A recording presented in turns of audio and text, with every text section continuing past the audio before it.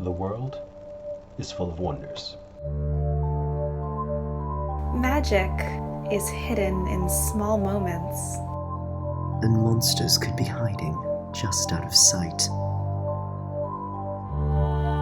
But if you're looking to find them, adventure is waiting to happen. You never know who you'll meet along the way. We are the Storyteller Squad.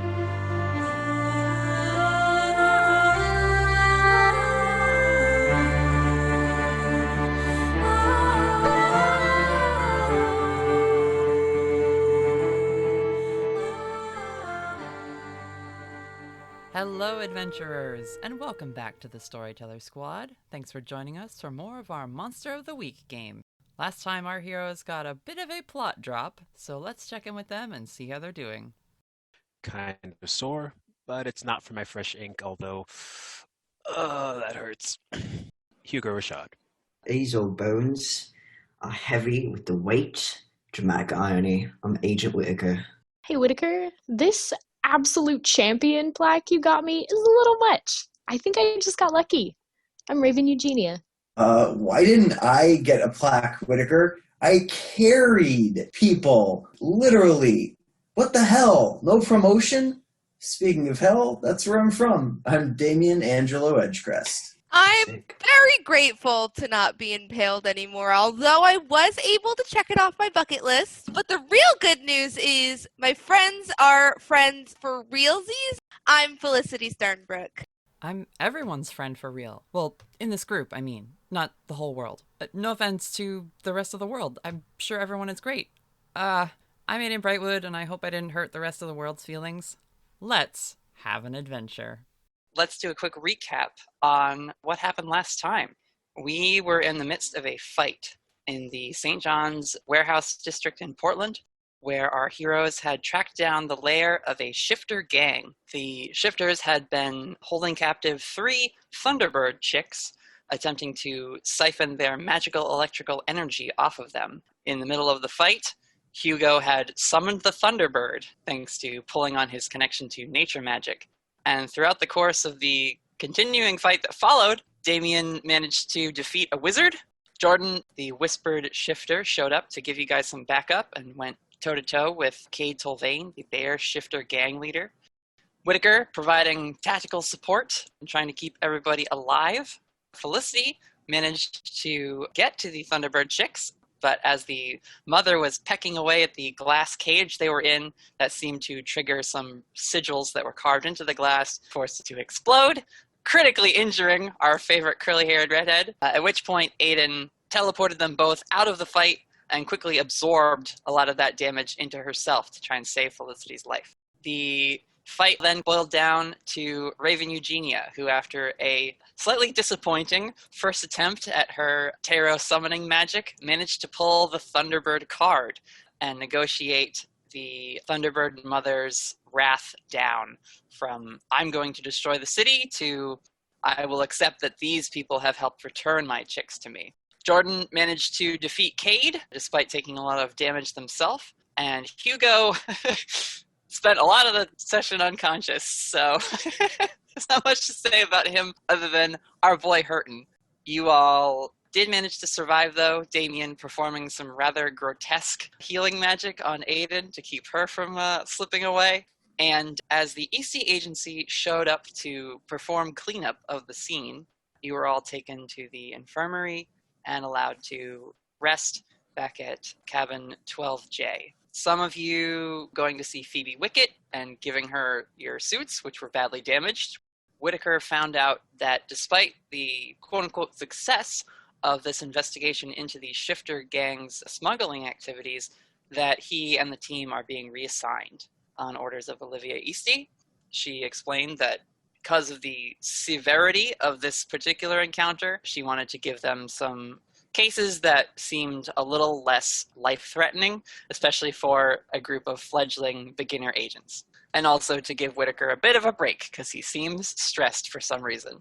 Damien, however, our mad lad demon boy, crept into Olivia's office as a spider, hitching a ride on Whittaker's coattail to be a literal bug on the wall, or rather in a desk, And that evening, as everyone else rested and had a self-care night, Damien overheard a rather important conversation, or rather two important conversations, between Olivia Eastey and a unknown figure on the other end of a telephone.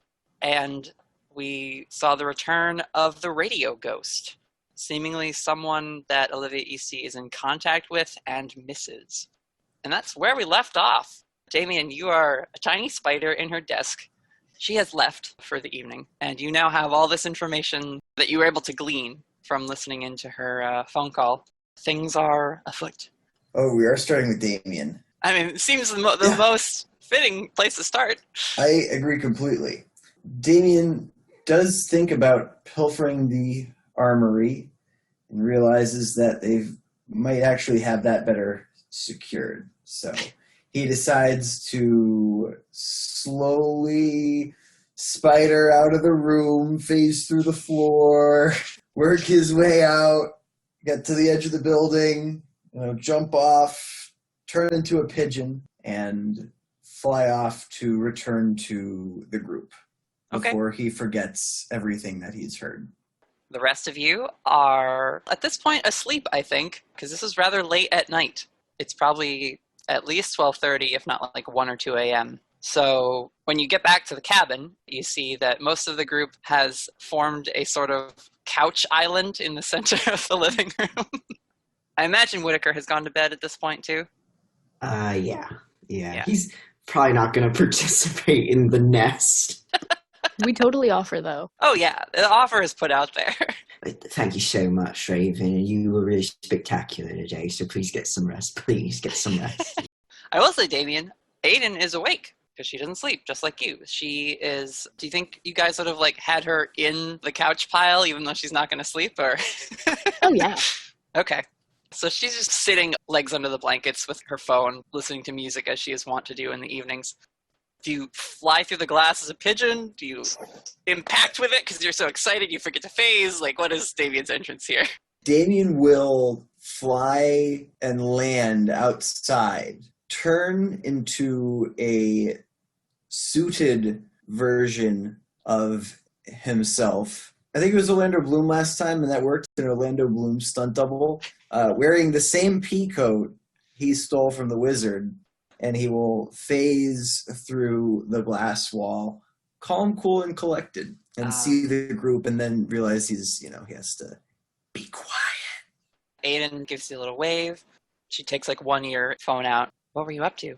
Shenanigans. We need to talk immediately. Just you and I. I need to get this off my chest. I don't necessarily need to wake the group up. I know they like sleep.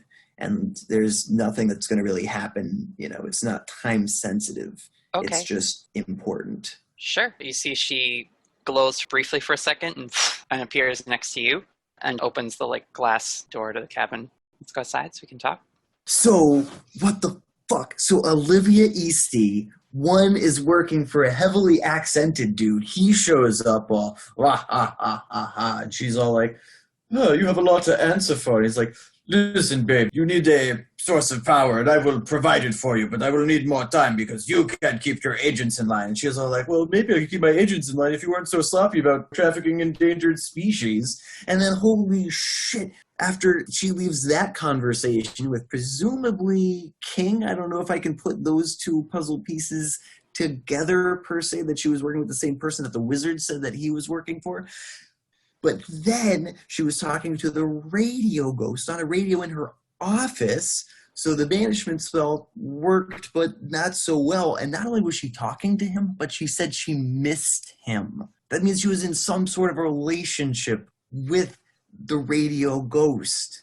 And it was vague. I couldn't read what type of relationship it was. But she had in her desk a tiny toolkit like you would do for tinkering with things, and she's looking for a power source. So a lot happened. Aidan is staring at you like you have taken on a form that is even more upsetting than anything else you've ever taken on. That was a lot. She sits down on like a bench, kind of cups her head in her hands. Yeah, it's laser beam or giant robot or space satellite laser. I mean, you don't know those things for sure, right? We don't have to worry about that immediately. No, I mean, we thwarted the first plan. The next step is to figure out where he is going to go for an electric supply next, how to defeat vampires, how to defeat radio ghosts, what her brother is or was and is now, because now he's got to be a mystery. She has a brother? Elias. Whittaker met him briefly. Okay. Wow. Well, boy. Like, she doesn't know what to do because she doesn't want to wake people up. But clearly this is like a huge thing to tell everyone. So my thoughts is just, write it down so there's a note so we don't forget anything. And then I was going to go shopping. Just like that? Yeah. All places are open 24/7 for me. Oh, Damien. Well, okay. I'll write down everything you said. The accent was important on that one guy that she was working for. Yeah. I couldn't tell. I'm not good with accents. But he had a thick one. Think that was you King. could recognize it again, right? Yeah. All right, well, that's something. Yeah, I mean, now I'm going to have to spy on that office, like, way more often. I don't know if that's a good idea. I mean, you probably got very lucky. It could just be awesome. And it could be repeatable awesome. So I'm going to keep causing shenanigans. You use that word very freely, Damien. This is so complicated now. And she like looks over her shoulder at everyone else, all the humans who are asleep in the other room. Whittaker might have been right. Maybe we shouldn't stay. What? Are you kidding me? I can steal from this company and no one can question if it's morally a problem. I hate that that's what you take away from all this. We have a whole armory. Yeah, we could take everything and it would be a good thing to do. Oh, I really don't like the idea of you just taking guns and explosives. Listen, you really helped out at the warehouse. And I didn't get a chance to say thank you. You keep surprising me, Damien. But surprises are not always good, especially if there's this many levels to whatever plots are going on with the director. I want to be very clear that what I just pulled off was fucking incredible and awesome. And it was risky, but I fully intend to make sure that we get to the bottom of whatever these plans are. Because these are monsters, and if they're going to hurt people, then there aren't people around, and people are great. I mean, I know some better than others and get along with these guys pretty great, so... It's not my mission here, she puts her hand on the deck, to save everyone, but I'm going to do my best to protect them. I don't know that getting them wrapped up in something this dangerous is really the best idea. We still don't know very much. You just found out that these things are going on, but... Yeah, I mean, I'm evil, so I'm going to try my second best to help everyone, and my first best to do whatever I feel like doing. And don't get me wrong, I do think that I want to follow the path of good, so if you think, hey, Damien, you're crossing over the line, maybe easy on the killing, I'd be like, yeah, totally fine. But, I understand the basics. I didn't kill anyone in the last fight. I got 2 prisoners. That was really impressive, yeah. So yeah, whenever I feel like I'm out of line, let me know, and then I'll think about it. If it's stealing, I'll probably do it. Not from small businesses, obviously. Again, but from Damien, any of the big name stores. I'm not really here to police your morality. It's not my job. I don't want you to get hurt either. Aw. I'm going to go write that note. And she reaches into her back pocket and pulls out her wallet, and she gives you like $60. If you're going to go take things, please just leave this on the counter. Okay. Thank you. I will leave this in a few places. I mean, if it helps to think about it this way, I just gave something to you. You could give something to someone else. It doesn't even have to be anything important. It's just this thing I'm giving you right now. Nice. Thank you. Good night, Damien. Sorry if I corrupt you. Bye. She just does like a head turn at that. Goes and starts writing down everything you told her. You spend the night shopping, I guess. You go to just like a Wegmans or like Yeah, just odd and ends, like some nips from the liquor store, some extra rolls of duct tape, because he's been using a lot of that recently and thinks that's a pretty effective way to wrap people up. Like an overnight bag of toiletries, just, some food. Just like lots of snacks and like beef jerky and chips and stuff that'll last for a while. He's starting to plan a little bit smarter with his thievery and not just sticking to wild clothing choices. Cool. The next morning comes. You all wake up. Whittaker, probably before everyone else. Gotta get that 5-mile run in. I think Aidan definitely waits until you get back from your run, Whittaker, to show you the note and explain everything that went down in Olivia's office. Fucking knew it. Fucking knew something was up. And you all doubted me. He doesn't say that. But he thinks it very strongly. She is just sipping at some coffee and worriedly watching for your reaction. So what does she see when you get to the end of it? Long furrowed brow, oh fuck. Good lord. Did Damien tell you this? Yeah, he was in her office last night. Oh my god. Whittaker, I don't know that we should tell everyone else. Don't tell him. I think they got a right to know. I think maybe. But I just put in the most glowing review for Raven to become a full-fledged employee of this place. Right. Well, maybe that's not such a good idea. Maybe we should leave. Yeah, no kidding. But I don't want to pull her out of it and say, no, we're going now. Sorry, I know you did fantastic in that fight and everything, but now we're just leaving. I don't know. Every time some other mystery pops up, they get all very curious about it. I mean, I don't want to abandon this, though. Do you want them involved, though? That is where the trouble lies, isn't it? They're strong, clearly, but this is not something we can punch our way out of, I don't think. No, not at all. I think they have a right to know. I don't think that's up for negotiation. But yeah, I don't think there's anything we can do about it, right now at least. She's been working with King this whole fucking time. Who is he? You seem to know him. He's sort of like a mafia boss in this area.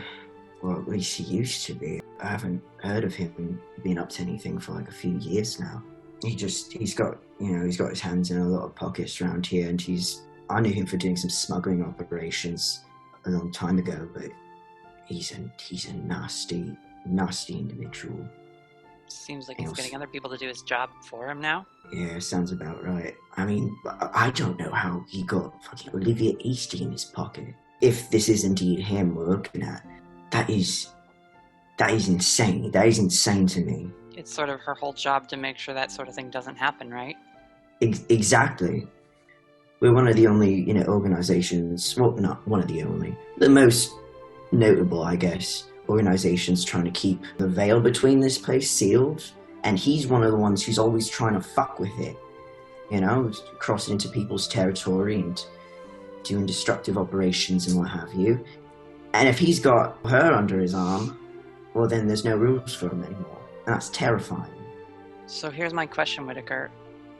Can you trust anybody you work with anymore? God, I don't know. That should probably be number one thing to figure out. Yeah. Puts her hand on your hand. If it's just you here, you should leave too. I was considering it ever since I learned Miss Eastey wasn't human.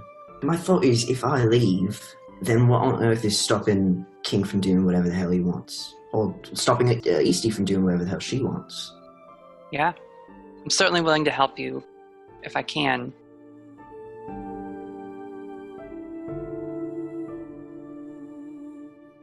Whittaker and Aidan have this very serious, low-toned discussion. The rest of you guys can wake up whenever.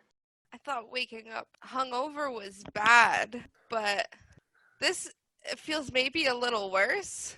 I'm going to have a really cool scar, though. What's for breakfast? Is it morning? This is the next morning. Aidan waited to talk to Whittaker in the morning. Damien is not back from shopping, and he made breakfast last time, so when you ask what's for breakfast, Aidan stands up, opens the covers. There's no food, really, because you guys haven't stocked up yet. You're not sure if you're staying here or not, so... Raven wanted to make cereal. pancakes. I'll have some cereal. Do we have orange juice? I'll take you out for brunch.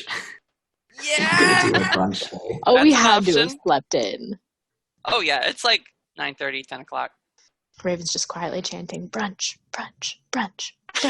Then she goes and gets dressed. How are you doing, Hugo? Lying flat on the floor. Like face melding into the wood. Oh. Yeah. Yeah. That nice hardwood feeling. Notably, he doesn't have anywhere near as many scars on him as he should. Yeah, that's true. Now that's interesting. Your tattoo certainly has stopped glowing at this point, Hugo. Thank goodness. And is back to its just black ink looking design. He'll deal with that later. It's fine. So how'd everyone sleep? Good. It was comfy. We had a cuddle pile. Wish you were there, Whittaker. But, I mean, there always has to be one party pooper, right? We'll get him next time. I will say, Felicity, do you want to roll your premonition now? Yes. Let me use my new Felicity dice. Save the result, and I'll tell you when you have the vision. Okay. No. Okay. And this is why we level up so fast. I'm gonna put another mark down. It's fine. We have to nerf Felicity somehow. It's It's true. just the fate giving her bad dice rolls for her cool thing. Yeah, your future vision. Oh no. Oh, I You have to leveled up. psychically Great. communicate. Love that. Level 9, guys. Oh my gosh. Yes! Yeah, Level we're gonna have 9. to figure out a way to scale this game. I feel like Hugo deserves a level up for almost dying. Oh, certainly. Yeah, we should be able to give away level ups. You know what I'll do? Hand in You a know what I'll knife. do is I'll put Hugo in a very awkward social situation and make him roll every time he has to say something. Aww. Does have that -1. He's already been through Or so charm. much. I know. So that means we're going out clubbing again, right? Oh, Maybe. no. Oh no. First 'cause that off, went we have to so go well check out last the deep. And Damien resisted checking it out on his own because doing it with friends is better, even though it's a bad idea to bring people to the whatever club this wizard went to. So, Damien, you catch the tail end of, are we going to go clubbing again? We are absolutely going clubbing again. The new place we're going to check out is the Deep. It is going to be much sketchier than the moment, and I cannot vouch for it or its safety in any way. In fact, it is very likely dangerous. That's what I'm talking about, Felicity. I like your enthusiasm. Thank Why you. are we going there? This is not a good idea. Whittaker has an announcement, and Aidan starts pouring cereal for everybody and totally Yes, throws Whittaker? you under that bus, Whittaker. Yeah, we're leaving. What? Okay. Why? Damien, back me up here. I just got word that Olivia Eastey and King are, or so we think, are in leagues together. We all just got taken off the entire shifter case. We've been reassigned, and Damien apparently got word from, what were you doing? Oh, yeah, I was eavesdropping in Olivia Eastey's desk, Raven's and I gonna overheard gonna her. interrupt this conversation and be like, guys, do we think this is a safe thing to talk about in Eastey property? And she's gonna look around at everyone like, really? And she's trying to cover her mouth as she's speaking. She's like, do we know this place doesn't have like hidden cameras or microphones or something? I'll say this, Whittaker. You would know there certainly are security cameras on the grounds, but within these cabins that are for the agents, there's sort of a level of privacy that the agency allows its employees to have. But if she doesn't trust us. We could talk about it over brunch. Wonderful idea. Pack up all that cereal. We're going to front. I request 1 unit of mimosa, please. What's Hell a yeah. mimosa? Oh boy. You don't get to know. It's just juice. I'll get you It's some just juice. fancy orange. Nope. Virgin mimosa. We absolutely order virgin mimosas for Felicity. Oh my We told them god. to put it in a fancy glass, though. Oh yeah. All right. Well, where are you going to go for brunch then, Whittaker? Anywhere in mind, or just a generic place? Now, I did not download into my brain Portland brunch eateries. I feel like we should go to one of those places that looks kind of sketchy on the outside, but like everyone local knows that the food is amazing. We don't have to go anywhere fancy. We need to go somewhere like grubby and delicious. Let me pull up my Portland lore document. Yeah, take us to a place with lore. Take us to a place with encounters. I mean, there isn't one for brunch. I'm going to be straight up with y'all. I did not prepare a brunch encounter for this session. How could you not know? Of everything I prepared. Gotta get with it. We love brunch. Didn't write down anything about brunch. There is the Roxy, which is the 24-hour diner. There is Kova Coffee, which is like a fancy-ish coffee shop. Which place would you say is the least crowded? Which is the safest? I mean, Kova Coffee is just like a coffee shop. You could certainly go there and have like a little booth to yourselves. There's also like donut shops in Portland, but those are generally more frequented by tourists. I like the sound of the diner. The Roxy? Yeah, Raven might be biased though. Yeah. Are you going to get diner envy if you go there? Probably. Diner envy. I feel like Maple Leaf is better. They have better French toast. Oh, the Roxy is, it's weird. Great, good. Yeah, you should all Google image the Roxy real quick. ROXY. The Roxy XY, okay, Portland. Ooh, it looks so fun. Yeah. I love this. This is perfect. This is where we're going, guys. There are mannequins Oh, just that's hanging on fun the as wall. Oh Wow. my god, what? It's like classic diner. Bar stools. It's so good. It's exactly what I was This hoping is perfect. That That's seems fun. exactly up Raven's alley. Yay, Portland research paid off. Nights at the Roxy, an all-ages queer haven. Aw, that's Love great that. too. That's probably why I wrote it down originally, honestly. You guys head out for brunch. The Roxy is not a supernatural diner by any means. It's just one of Portland's more eclectic eateries. But you get a booth there and sit down to your virgin mimosas and bacon pancakes. First off, Raven's going to apologize for interrupting earlier. But at the first mention of sabotage or, any kind of seediness, she immediately was like, this whole room is bugged and we have to get out of here. So. No need to apologize. That's the right play. As I was saying, Olivia Eastey is working with King to get her a power source. And also the radio ghost is alive and she misses him. So we have to figure out a lot of things to conquer. So I say we heavily infiltrate the Eastey Agency. And I definitely think that Aidan and Whittaker will back me up that we all need to work our way in and infiltrate. That way we can take this thing down from inside. This is a big project you're suggesting, though, and I have to emphasize that these are some very big powers we're coming up against right now. My vote is definitely not to infiltrate further. It just seems like a bad thing to get involved with. It sounds like the obvious thing to get involved with. It feels worse if we let it go, though. How do you let that go? I mean, I guess it's something to keep tabs on. It sounds like nothing big is happening anytime soon, but... I can have a side project. It doesn't have to be a group effort. I'm not saying to ignore it. I'm saying maybe we, and she gestures at the group, are not the people to take this on. And she looks over at you, Raven, and back at Whittaker. We work at a diner. I know I have a lot of experience, but I'm going to put it out there. I was never a secret agent. I don't know how that game works. I don't want a repeat of yesterday. I will say that.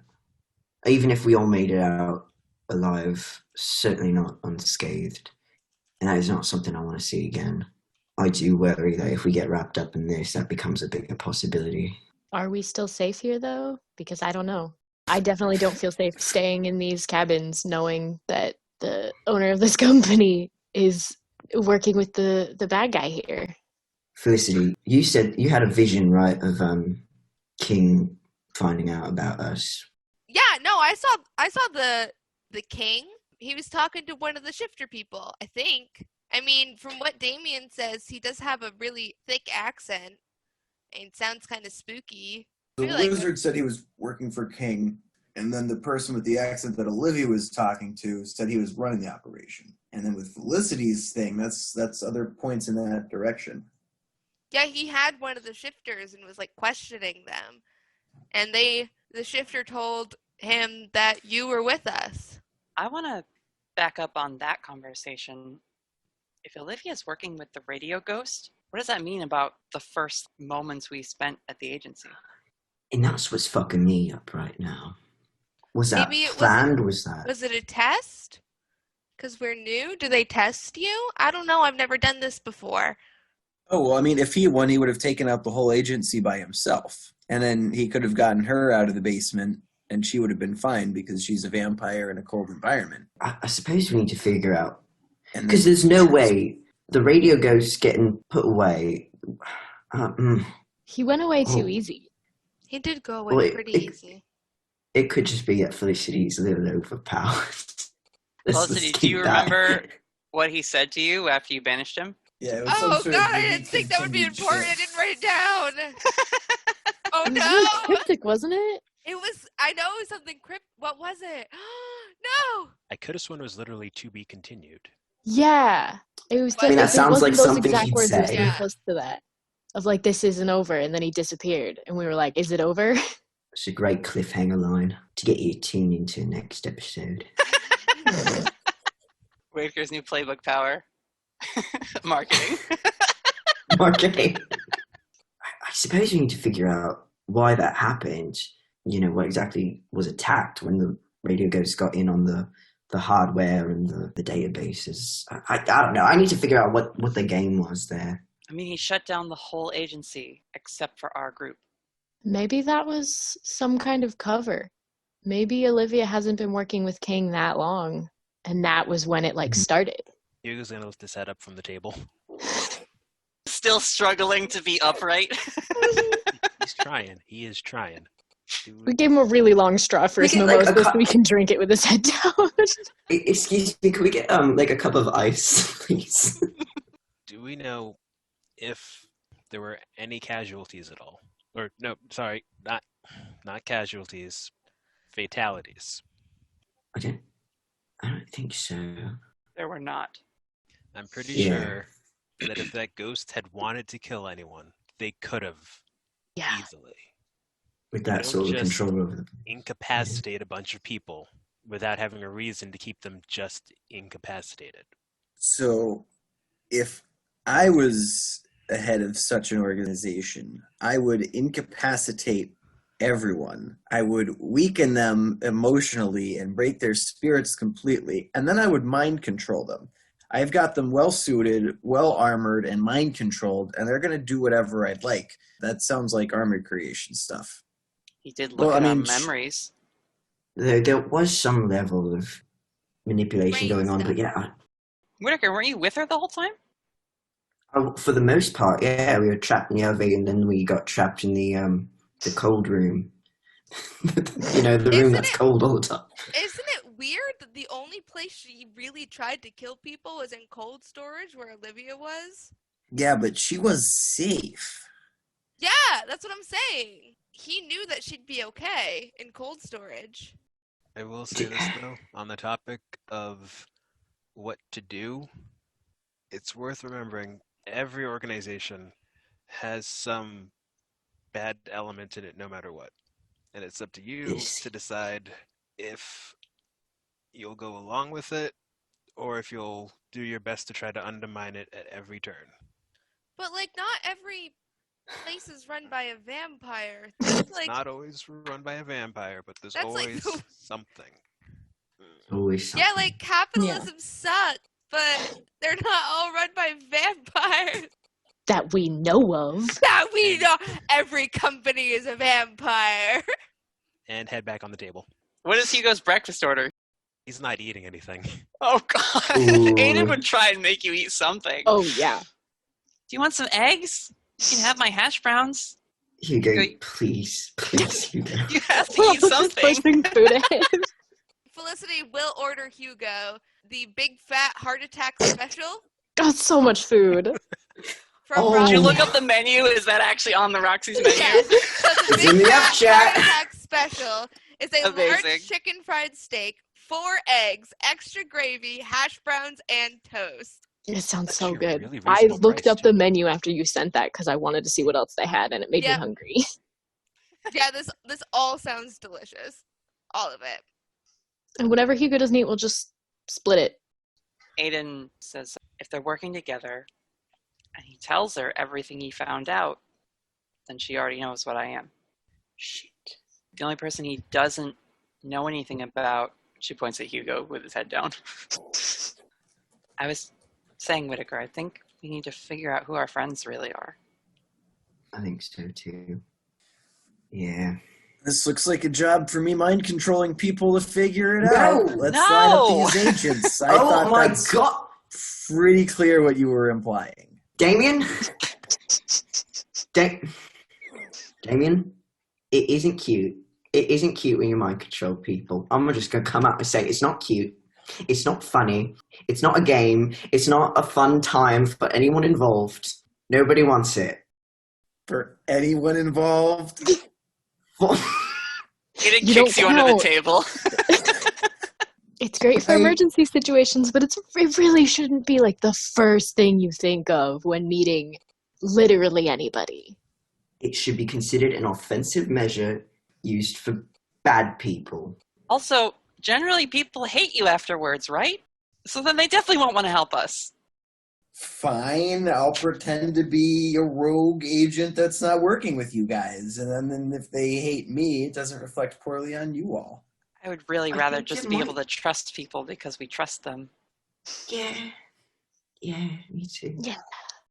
I just naturally want to screw with people and... I know, and I hate it. So I will let you guys take the lead. There's better ways to handle this. Listen, if we need any mind control, we'll let you know. We'll call you, you know? We'll talk to you about it. But you'll be the first one we think of. Absolutely. So what are we going to do? I think we gotta get out of Portland for a bit. I think we should blow up her office. Everyone just stares at Damien, who clearly just put his hand up over his mouth and said that. Right, fine. Did you say we were reassigned, Whittaker? Yeah, we've been taken off the case. At first I thought she was actually being kind of genuine about it, but the more I thought about it, and then with this bit of information revealed today, like, yeah, that's suspicious as hell. I mean, it's definitely how someone like that would play it, right? Yeah. Oh yeah, she mentioned that on the call, that we weren't supposed to be there, and she's sorry and getting us out of the way so we don't interfere again. I mean, that at least makes me feel better about, at least we probably don't have to worry about him coming after us. At least getting us out of the way is just reassigning us and not, like murdering us or anything. That's the easier method. I've got to keep tabs on this, though, regardless of where we end up. I'm going to talk to Prithvi at some point. I need to know where they stand on this. Oh, yeah. I think you should talk to pretty much anyone you trust with this information, Whittaker. Yeah. But these are your people. You have to make that call. Yeah, I need to know. I just need to know if they're aware of any of this, or have been here a lot longer than I have. Maybe some of them have already noticed some weird stuff. My thought is, listen, Prithvi either knows everything about everyone, or they could know everything about everyone. So the idea that Prithvi doesn't know is very highly suspect to me. I don't know. I need to check in with them on this one. And everyone else, I guess. Prithvi knew what we were doing, right? But in terms of... Yeah, they knew what the mission was, or they could have figured it out. If Prithvi was in league with Olivia, then they would have just told Olivia. I feel like Olivia would have stopped us sooner, because I send in reports about what I've been up to. When I tried to mind control Prithvi to ask about Olivia, You did what? I didn't work. Damien, they're my friend. Relax. They're my friend. You can't do that. That's my friend. It was... Oh my god. They're never going to talk to me again. They've talked to you since. You're fine. The point is, I asked about Olivia, and they were not mind controlled, but they did say that they didn't want to get her angry. So you think maybe they do know, but they're kind of in the position we're in, where they don't want to, they don't think they can do anything about it? Oh no, I just think they're so cool that you could read that anyway, and it's completely correct. Yeah. Because they have to cover their bases completely, and that's completely read as, oh, she's just an intimidating boss. But also it reads as, she's a vampire, and she's heavily involved with a lot of connections. You don't want to mess with that. Well, I suppose I'll have to talk to them and find out. I don't want to make this call. I'm going to be honest. Because I personally want to stay in Portland for a variety of reasons. And I don't want to let this go. But I also do not want to put any of you in a position like yesterday again. So I don't think this is my call to make. Honestly, Whittaker, it's kind of ironic. This is exactly what I tried to have not happen in general. And guess what everyone did anyway? So guess what they're gonna do anyway? Raven? Hmm? What do you, I mean, I'll go back. What do you think? I really don't want us to split up, but I understand that Whittaker honestly should stay here and talk to more people from the agency and see who's on what side and who knows what. But I know I personally want to go back home, at least for a little while. I think we could come back here, but I don't feel safe staying in Eastey Agency quarters, knowing what we know now. And I think after the few days we've had here, it feels like a lot longer. I feel like we need to go home for a bit. I miss my tree, too. And Raven's gonna look over at Aidan and just be like, and you know, I don't want the diner to completely collapse without its two best waitresses, so. She smiles. She says, honestly, we should decide if we need to put in our 2 weeks. If you're serious about being an agent. Well, I mean, thought I knew last night, but everything changed this morning. That keeps happening. Yeah. I think our best course of action right now is to pretend we don't know anything and to just go along like normal and try to seem as not suspicious as possible. I think if we've been reassigned by Olivia Eastey herself, then we should follow that and we should keep our eyes out and still continue investigating this, but she can't catch wind of us being onto her. Undermine at every available opportunity. Okay, so we'll go home. If anything, just to, pack a larger suitcase to come back.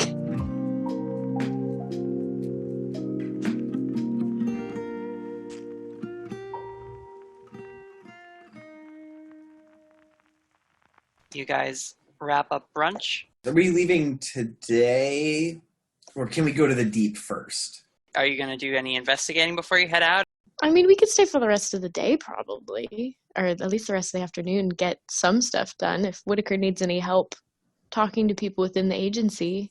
Whittaker, you have some tough conversations to have with your coworkers, certainly. Damien, if you want to check out the deep, we could do that. My one request is that we do the deep, and I could have Damien do it by just himself, but I don't want to have just one and narrator section when we can have a group experience. Other than that, I am up for anything. I mean, I guess we could stay for one more night. We just have to lay really low. Yeah. And not let anyone at the agency think that anything weird is going on. Just make it seem like we're gonna go back to Autumn Falls tomorrow and just start on our new case and everything is fine. I think that's a good idea. Also, because I really want to go to the deep. I really don't think all of us are in the right shape to go to an even sketchier nightclub than last time. There's got to be somewhere else we could look up information. Should we talk to those gnomes again? Those red caps? Oh, do we have to? No, Damien could go check it out and we could be in a car nearby. I just don't think we need another everybody gets dressed up and gets drunk and dance. We can go look. We just don't need another night of partying. Like a purposeful going out. Yeah. And maybe have Damien and Felicity go inside or whoever. And then someone can stay in the car outside where it's safe. I'm just going to kind of gesture to Hugo. He should not go anywhere. Yeah, we can. Hugo is so badass. I want him in the bar by my side with Felicity, most definitely. You're going to die again. I will not let that happen. So it sounds like you guys are at least heading back to Eastey Agency HQ for now. Oh, another important question. How many of you are actually thinking about becoming agents? That's an important consideration. Raven was. Yeah, Raven, you're the one I'm most concerned about, I'm going to be honest. Okay. I was 75% in before I learned the whole thing's run by an evil vampire lady. So, questioning, I guess. Yeah. I was all in as of last night. I was ready. I was so committed. I was gonna do this, and now I want to stick it out and see if we can fix this. And if we can somehow get the agency out of the clutches of a backstabbing vampire and the scary mafia guy, who knows, maybe I could be an agent after that. And then Whittaker will run the agency. That'd be pretty cool. Yeah, like I'm ready to triple down and get heavily invested and promoted and take out anyone between us and the top. Your MO from day one has been hostile takeover of this place, like before you even knew any of this stuff? Yeah, but now the foot's on the gas. Why do you need to take over another agency? You already have your own. Well, so we can merge the two. Oh, a merger. Oh, you're just going to like buy it out then. Merge them together. It's going to have a conglomerate. All I have to do is replace the signs on the building and replace the business cards, and we're good to go. They have great real estate. I do want to mention, and maybe it hasn't been clear, or we haven't set this as like this is true in the world. The Eastey Agency is not a company. They're not a corporate thing. They are an agency of the government. They're just not on the books, which is why they're called the Eastey Agency and not the United States Paranormal Supernatural Forces, whatever. It's what the U.S. has for this sort of thing, but because it's supernatural, they're not officially under any sort of Washington paperwork. So the government is being run by evil vampires? Not the government. God, what a surprise. This government shell company. Listen, but it's not a company. The metaphors are there, but for purposes of lore. Okay. This is our Battlestar Galactica. Sure. America's run by billionaires and vampires, and they're the same damn thing. Raven, probably still yes. Felicity, maybe. Now that Aidan knows that the radio ghost and Olivia probably are sharing secrets, she tells you is willing to go on their record, since that secret is probably out. Even if it's not out to the agency, it's out to the people at the top. So she wants to back you up. All right. Appreciate that.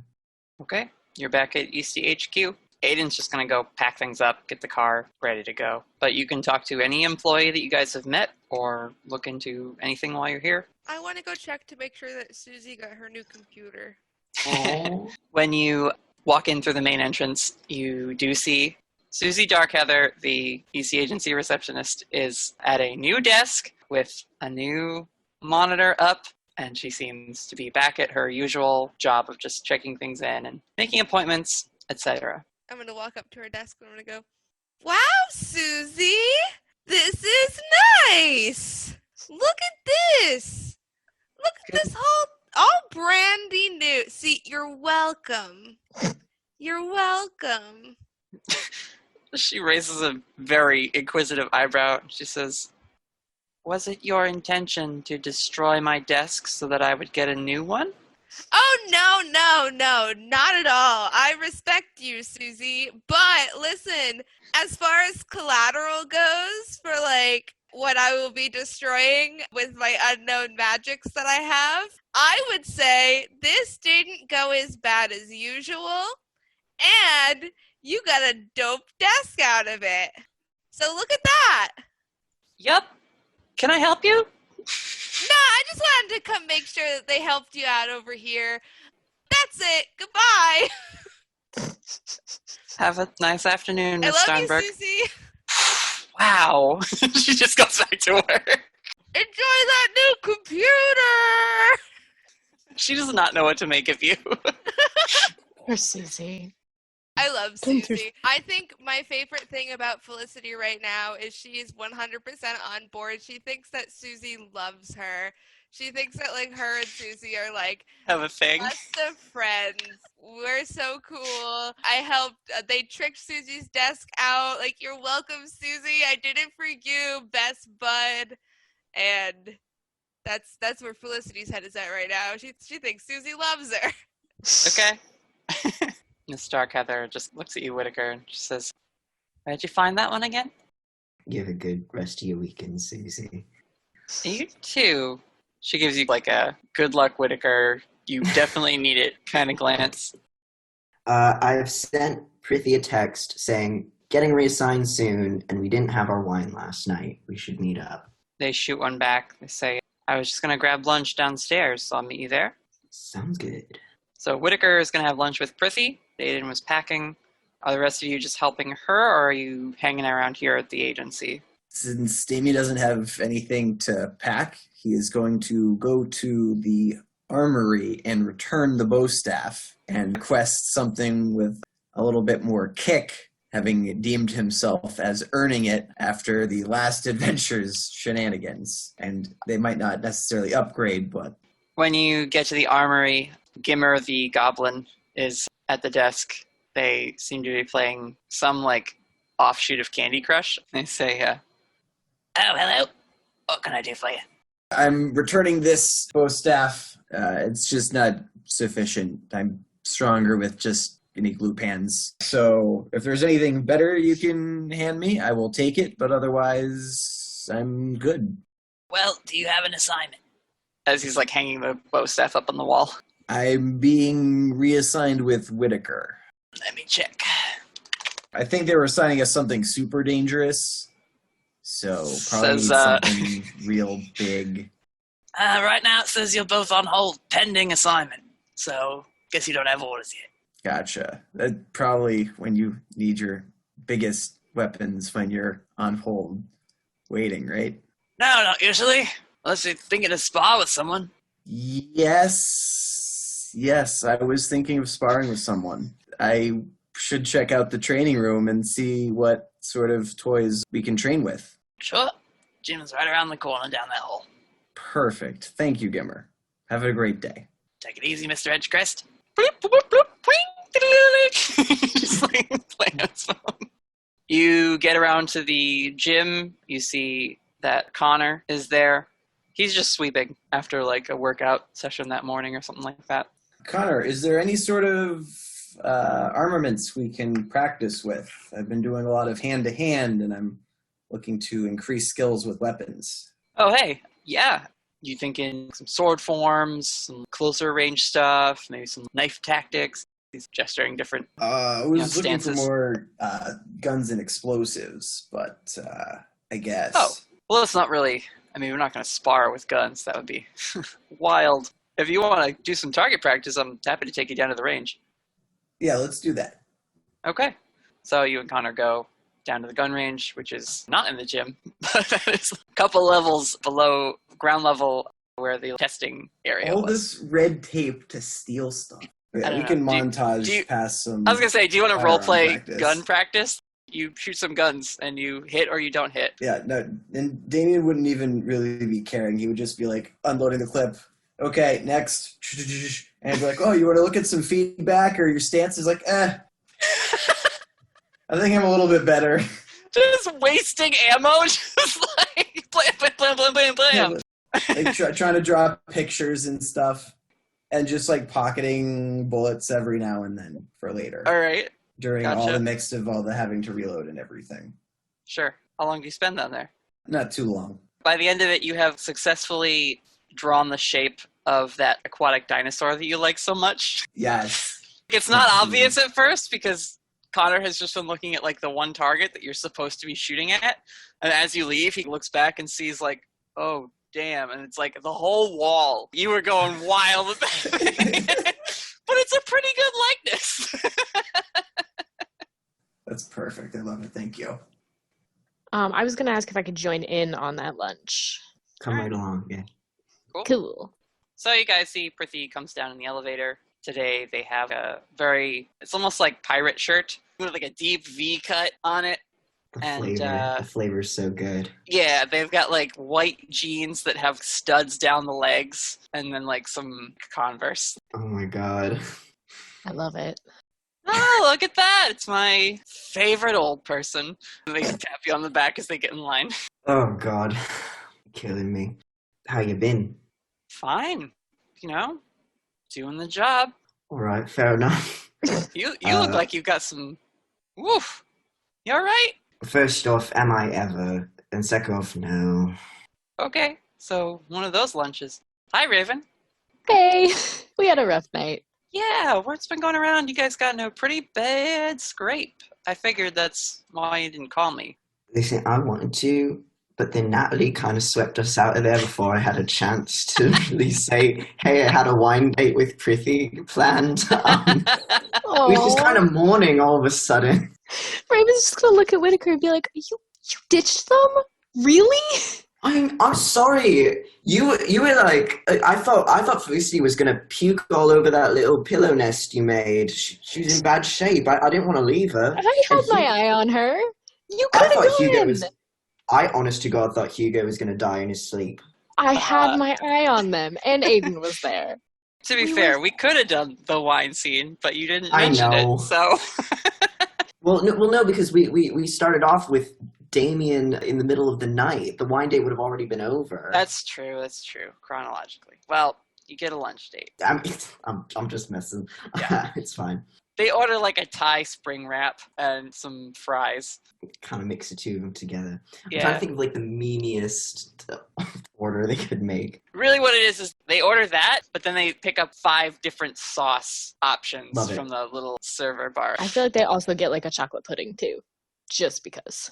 Oh, probably. Oh my God, yeah. Oh, absolutely. Oh, that's great. Which they eat first. So as they're pulling the pudding lid off and digging in say, you're absolutely heinous as well. What? It's the best part. Doing. Why am I going to wait? That's why you save it for last, you absolute sacrilegious cretin. Raven has started to open her pudding that she also grabbed to eat it along with Ruby. And they look at Whittaker and they look at Raven and they're like, this explains so much about you. I surround myself with heathens every day. Raven opens her pudding back up and takes it. Ruby's like, my darling, no, go eat it. It's lovely. I mean, it's pudding. Fuck. As they're tucking in, they say, so what's up?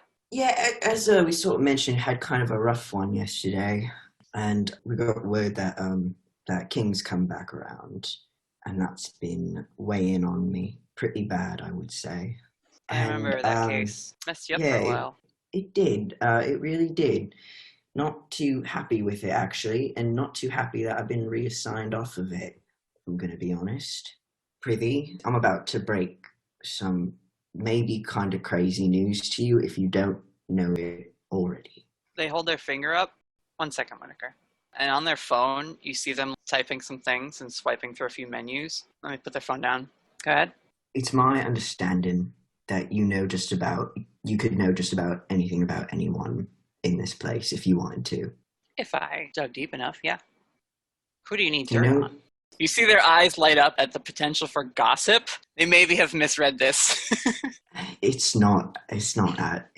Well, it could be, depending on how seriously you take it. Do you know anything about Olivia Eastey? Well, I wouldn't call her my friend. She sits on the board of directors. She's chairperson right now. I mean, what do you know her? You talk to her more than I do. Yeah, and I've been here for a while now, but I never picked up on this until Damien pointed it out. But I don't think she's human. The way it was described to me, she's got one of those life-draining auras, is how Damien put it. And now I look at her, and all I see is England all over again. And I don't know if that's Damien getting in my head, messing me up, but I can't unsee it now. I think she's a vampire. First of all, damn. Wow. You see they run their hand through their hair. Could you possibly know anything about this? Or find it out? About this, Whittaker? I mean, keep your voice down, obviously. That's fine. I turned all the cameras off. Fucking love them. Do you think... Am I reading into this too much because I see vampires everywhere? Or is there some merit to this? Because I've been around her for 4 5 years now. I never picked up on anything until now. To be fair, Whittaker, I'm not a field agent, so I've never actually met a vampire. If you think she is one, you're our guy for that. I hate that I'm our guy for this. I mean, why do you think you got hired, dude? Yeah, I know. But that's interesting, isn't it? If she is one. I know! And now these cogs are spinning. They're That's what I was thinking. As soon as I was in, like, why the fuck would she hire me? Yeah. Why am I here? Unless she's trying to fuck with me, which I feel is maybe a little too self-centered to admit. But I feel fucked with. You know, I feel very fucked with right now. I mean, she's definitely a very powerful, Raven. busy person. Sorry, Raven. I know there's a lot we haven't explained right now.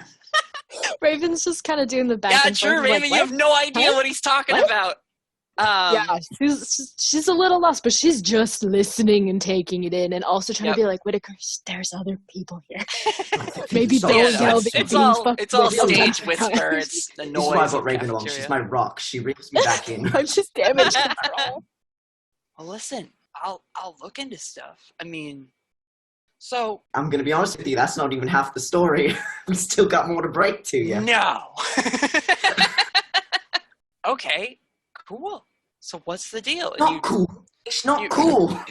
You dish out all the details. At the end of which Prithvi says, "Damn, Whittaker, you really stepped in it, haven't you?" Prithvi, I swear to God, if you're about to betray me too, I'm gonna lose my shit right now. You see, they take their glasses off for a second, and they look at you. Whittaker, if you think I have any loyalty to this place, oh thank God. And then as you relax, they say, "But if you fucking make me lose dental." Valid. You're valid. You're all right. so valid. And put their glasses back on. Oh yeah, dental. It's awesome, actually. Yeah. Do I get that as an intern, or do I have to be hired full time? Oh, that's totally a full-time thing, darling. So I'm a bit flattered. Thank you for trusting me with this. That radio ghost shit is bonkers. Yeah. I'm starting to, right? Because like the system, I went to check it, and there wasn't much wrong with it. So like, I was gonna ask you what actually went down and what. Yeah. No, I mean, there wasn't a lot wrong with it. It just sort of all got scrambled. But like, put it back together in a couple days. Like, I'm done.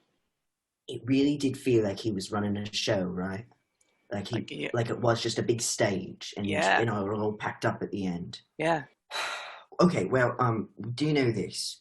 There were, what was it, 2 or 3 shifters that we sort of captured at the end of yesterday's big fight, and I was told they were going to be moved to, holding cells to get interrogated and asked about what went down or whatever. I need to know, at the very least, where they are and what they say about what happened.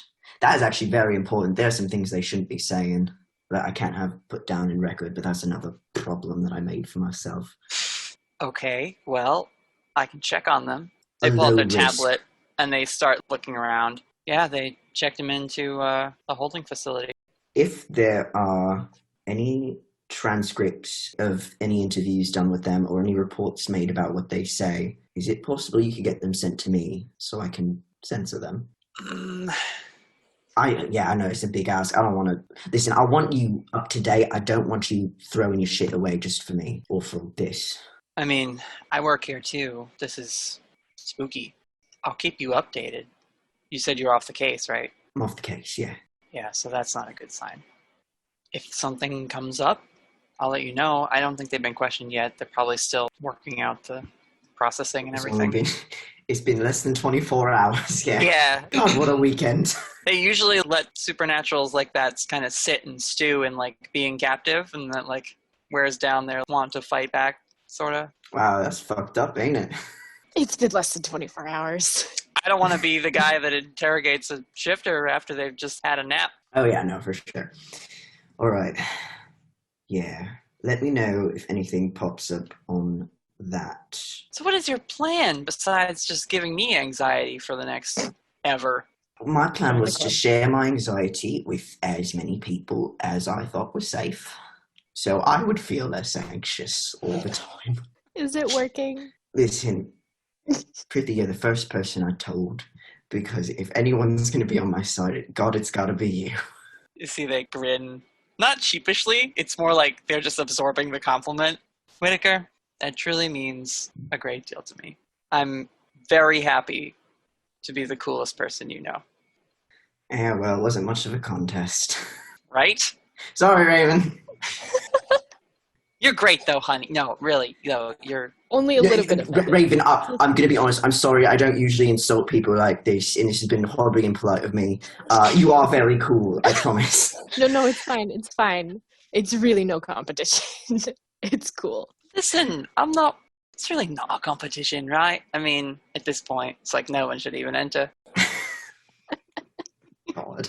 And now they take a bite of their spring wrap after they have finished their pudding and fries. See, I'd be full by now. I can't eat French fries anymore. Doctor said I can't eat French fries anymore because I'm going to get, like, heart disease or something. It's just so unfair. Raven's just shoveling them in her mouth like, wow, how sad. Yeah. Oh, I live vicariously through all of you. It's unfortunate. Well, there you go. I'm living for two of us. Raven, is there anything you want to ask Prithvi while Emery's checking my notes? Not that I can think of. You can also just talk to Prithvi normally, too. It doesn't have to be a question them about everything. We're friends. We're all friends here. They do look to you, Raven, and they ask you, so you're clued in, you wouldn't be here. How you feeling about signing up, girl? Well, like I told Whittaker earlier, it was pretty much a definite last night, and then we woke up this morning, and it's a little but I'm still going to stick around. We're going to see if we can fix things around here, do some digging. If we can patch things up, then I'm all in. Your girl needs dental. Hell yeah, she does. Well, no, not that you need it, but like... It's good to have, right? Like, it's just a thing. I work at a diner back home. I make minimum wage. Mm-hmm. It's really I brush my teeth every day. I still had a cavity last time.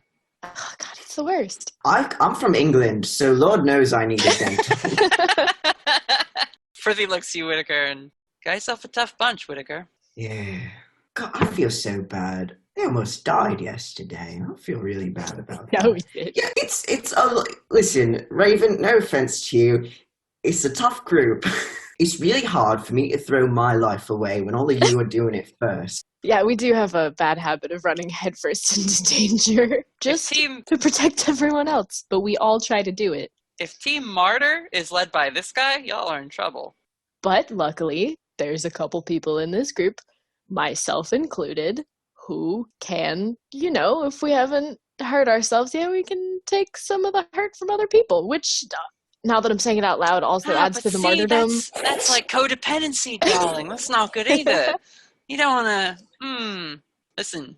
I mean, I was fine last night until Hugo, almost beefed it, and then I had to save his ass, and then I got a little bit hurt, but it was worth it. Yeah, listen, I'm not loving what I'm hearing. I'm not loving what I'm hearing, Whittaker. So here's what I'm going to say, right? Prithvi, it was actually crazy, right? Thunderbird in the room, and what does Raven do? She summons another Thunderbird. Oh, Whittaker, you didn't see what I summoned before that. It was a frog. No, I did not.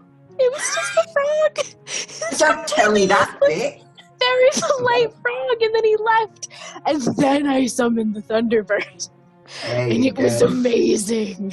And she looks at Prithvi and is like, it was amazing. And they cover their mouth, laughs a little bit, and they say, right, so I haven't played Magic the Gathering in quite some time. But I will say this. If we are going to be sort of a team on this whole investigate corruption within the agency thing, and have one condition. It's that you all look out for each other and your health, okay? Think we can do that? Because I know I'm doing my part, and they finish their spring roll. You're not stretching, though. They're like, that's why vegetables. But you're not stretching, and I've seen this. You sit at your computer all day with the worst posture I've ever seen, and you don't stretch out your hands. You're going to get arthritis before I do. What do you mean? And you see that they, lean back in their chair and are sitting, impossibly in it, balanced on one leg of it. Prithvi's sit is the most untenable thing. Raven, shaking Prithvi's hand is like grabbing a bag of rocks. You do it and it's all knots. It's all knots all the way down. It's horrifying. Oh my goodness. You gotta do your part. You gotta stretch. It's all right, no joke. I will it's no stretch. joke, Prithvi. You don't want to get a carpal tunnel or anything. Scout's honor, I will stretch. Okay, I'm sorry for just digging in on you on your horrible stretching habits in front of Raven. That's not good for me. We've all got our things, Whittaker. Some of us are cursed. Some of us don't stretch their fingers. I'm gonna go and try to dig up anything I can find. And they leave. Emery, I want to give you a feature to indicate this thing Prithee is going to do for you. So once per session, if you would like to roll and add, I guess you're cool because you are cool by association. Right. And there is actually like a thing whenever I have to roll to interact with the agency or like summon help or whatever, it's a plus cool roll to get help from the agency. Great. So for now, you'll be able to roll to see what Prithee can dig up in order to help you in this covert operation you have enlisted their help in. Beautiful. Thank you so much.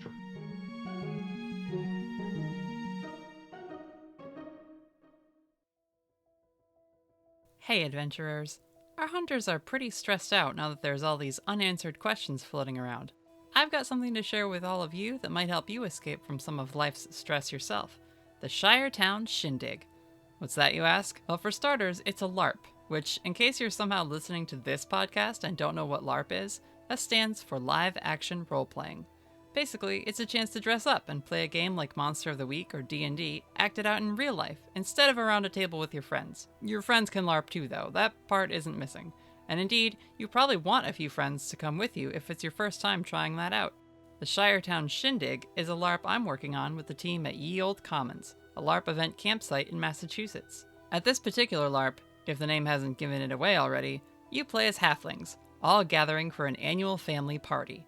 The aesthetic, food, and tone are all heavily inspired by The Hobbit and Lord of the Rings.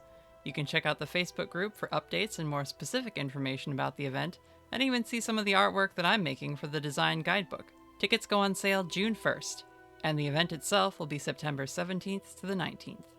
Pick your favorite halfling family to join, and come to our grand celebration of friends, family, and food. So much food. You'd best be ready for second breakfast. That's facebook.com/groups/Shiretown Shindig. I'll include that link in the description of the episode too. Hope to see you there, adventurers. Of course, any halfling worth their salt knows adventuring is best left to wizards and elves and the like. Can you imagine leaving your nice comfy home and running off with, I don't know, dwarves or something? That'd be crazy.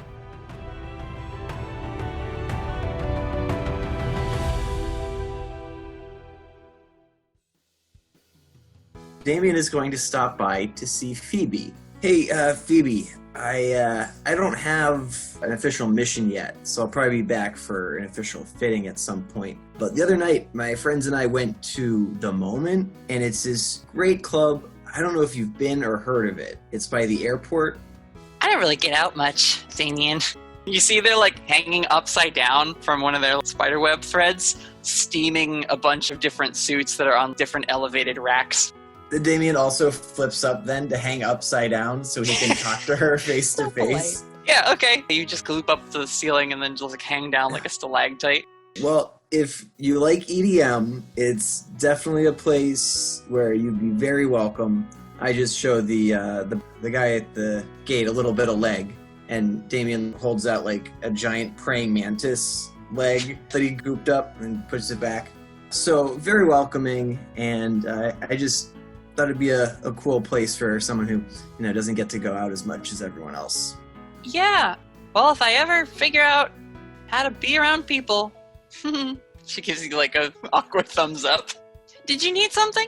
I mean, you probably can't tell me anything about the deep or you've probably never heard of a Dr. Kabe, but... Kabe? No, She definitely like recoils a little bit.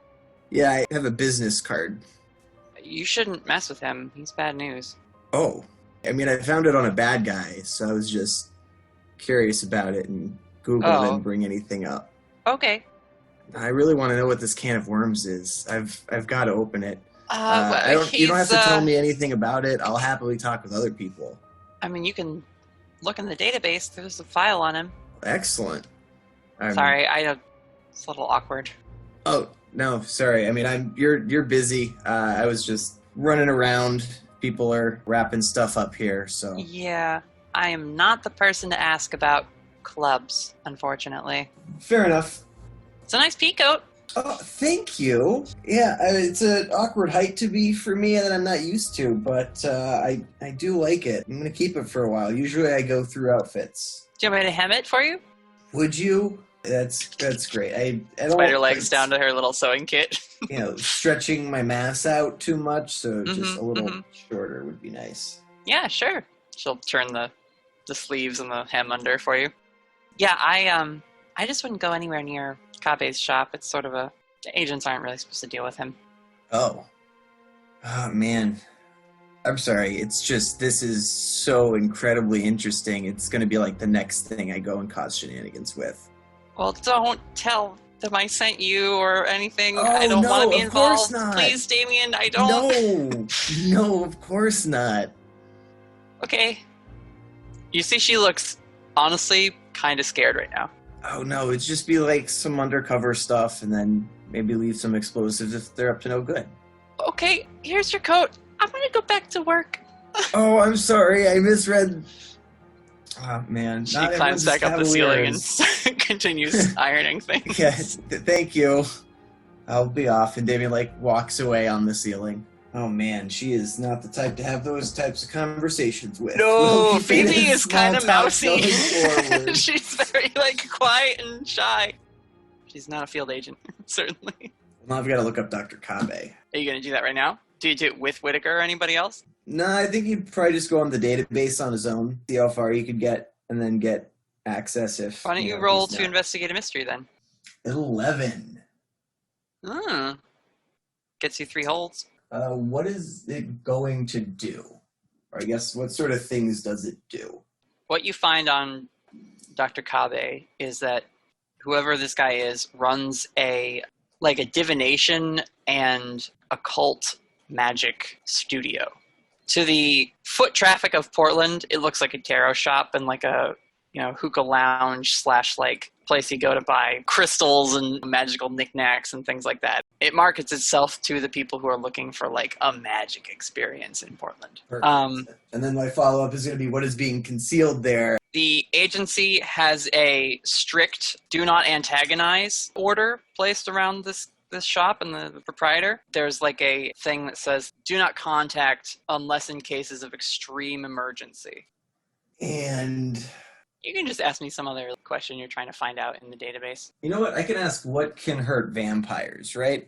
Change the monster type completely and just use the question. Be also researching what can hurt a vampire at the same time. Just while I'm here. Sure. You know that silver is a pretty common weakness. That's a weakness a lot of things have. You know that daylight, while it is not deadly, saps a vampire of its energy and the ability to tap into a lot of its powers, if it has any. And you find that there are vampire in the Eastey Agency database has a big list of cases. And each one, if you read through a bunch of them, they're all a little different. Vampire, in this case, sort of covers a big umbrella of creatures that have this ability to siphon life or siphon essence off people. And so it describes less a specific version, and it's applied to a lot of different things. If you keep researching, you see there's Nordic vampires and Chinese vampires, and they're all variations on a theme, but that none of them have exactly the same weakness or exactly the same hunting pattern. That's fair. Things like garlic crosses, stakes in the heart, all that stuff is not real. Other than stake in the heart, which would hurt literally anything. Felicity. Yeah, I would like to, right after I walked out, turn around, and I'm going to come back in, and I'm going to say, oh, I forgot. Can I borrow a clipboard, Susie? I promise I won't break this one. Here, let me give you a clipboard. Thank you. Do you need a pen? Yes, please. I'll give you a pen. Okay, and I am going to go head down to cold storage. Interesting. Why don't you roll a charm to see if you can convince some agent to be your, escort? Okay, my charm's, fine. Oh, my charm's real good! 10! Okay. This actually works out. I just scanned my notes and I have the perfect interaction for you, Felicity. So you get the clipboard and then, walk from this, central terminal spot at Susie's desk over to the elevators, and you see that the button, when you hit it, doesn't react. You have to, swipe your agent ID card and then hit the button, like you do at, a hotel. But when you stand there looking oh, I didn't think this through, you see someone swipes the card and hits the button, And who you see is Marissa, one of the Eastey Agency agents. Miss Starnbrook, where would you like to go? Down to the cold. Cold storage? Yes. My friends were there recently. She hits the button, elevator doors close, and starts going down. Emery, have we ever described what Marissa and Tomas look like? I don't think we have. They're twins, right? That's all we kind of said. Yeah. I'm picturing sort of bangs in front, but then very curly dark hair. She's wearing sort of a dark suit, purple tie, like a gray undershirt. She has like a very dark maroon lipstick on and a little bracelet that she's wearing that she's sort of fiddling with. I heard you and your group got into quite a bit of trouble yesterday. Just yesterday? Oh my god, it's been like trouble the whole time that I've known them. What do you mean? Right, well, sorry. I'm Marissa. I'm Felicity. Nice to meet you. But you knew that already. Word gets around here, and you're hard to miss. Yep, I get that a lot, actually. You wouldn't believe it, but... Oh, having met you now, I totally do. That's good. That's good. So what crazy thing do you do? She doesn't hide a giggle. You're fun. And she snaps her hand, and purplish flames around her hand briefly. Oh my god. I think we're sort of similar. See, it seems like maybe yes, but it also seems like maybe no, because it seemed like you knew exactly what you wanted to do and then did it. Not the vibe with me. Yeah. Okay. Magic. That's our similarity. Ding! And the doors open up at the bottom thing. Indeed. Well, I'm happy to discuss the art with you if you are ever curious. Yes. And she gestures I have for no you idea to- what I'm doing. You go over to cold storage. It is cool air coming from this big garage door warehouse entryway, but it's open, and you see Norm is in his office just reading a report. Okay, I'm gonna go knock on the little... Is this door open or closed? There's not really a door, it's like an open doorway. Okay. Right. So I'm gonna stand in the doorway and kind of like knock on the side. Hello? Are you Norm? Oh, hey! Yeah, that's me, Norm Northunder. Wow, that's something. What are you? You're crazy. Oh, really? Well, I'm me. I love it. Who are you? Oh yeah. Hi, Marissa. She's kind of waves from the back, like behind you a few feet. Is she in cold storage too? She came with you. She's your agent escort, yeah. Okay. I'm Felicity. I'm kind of like an intern here, I guess. Oh, thinking of signing up then? Yeah, I am. That's great, eh? Yeah, I am. I was sent down here to maybe look at some things about... Hey, do you remember there was... I don't know if you'll remember, but probably that radio ghost. Oh, gee, that guy. Yeah, like 2 days ago. Yeah, yes, that 2 days ago.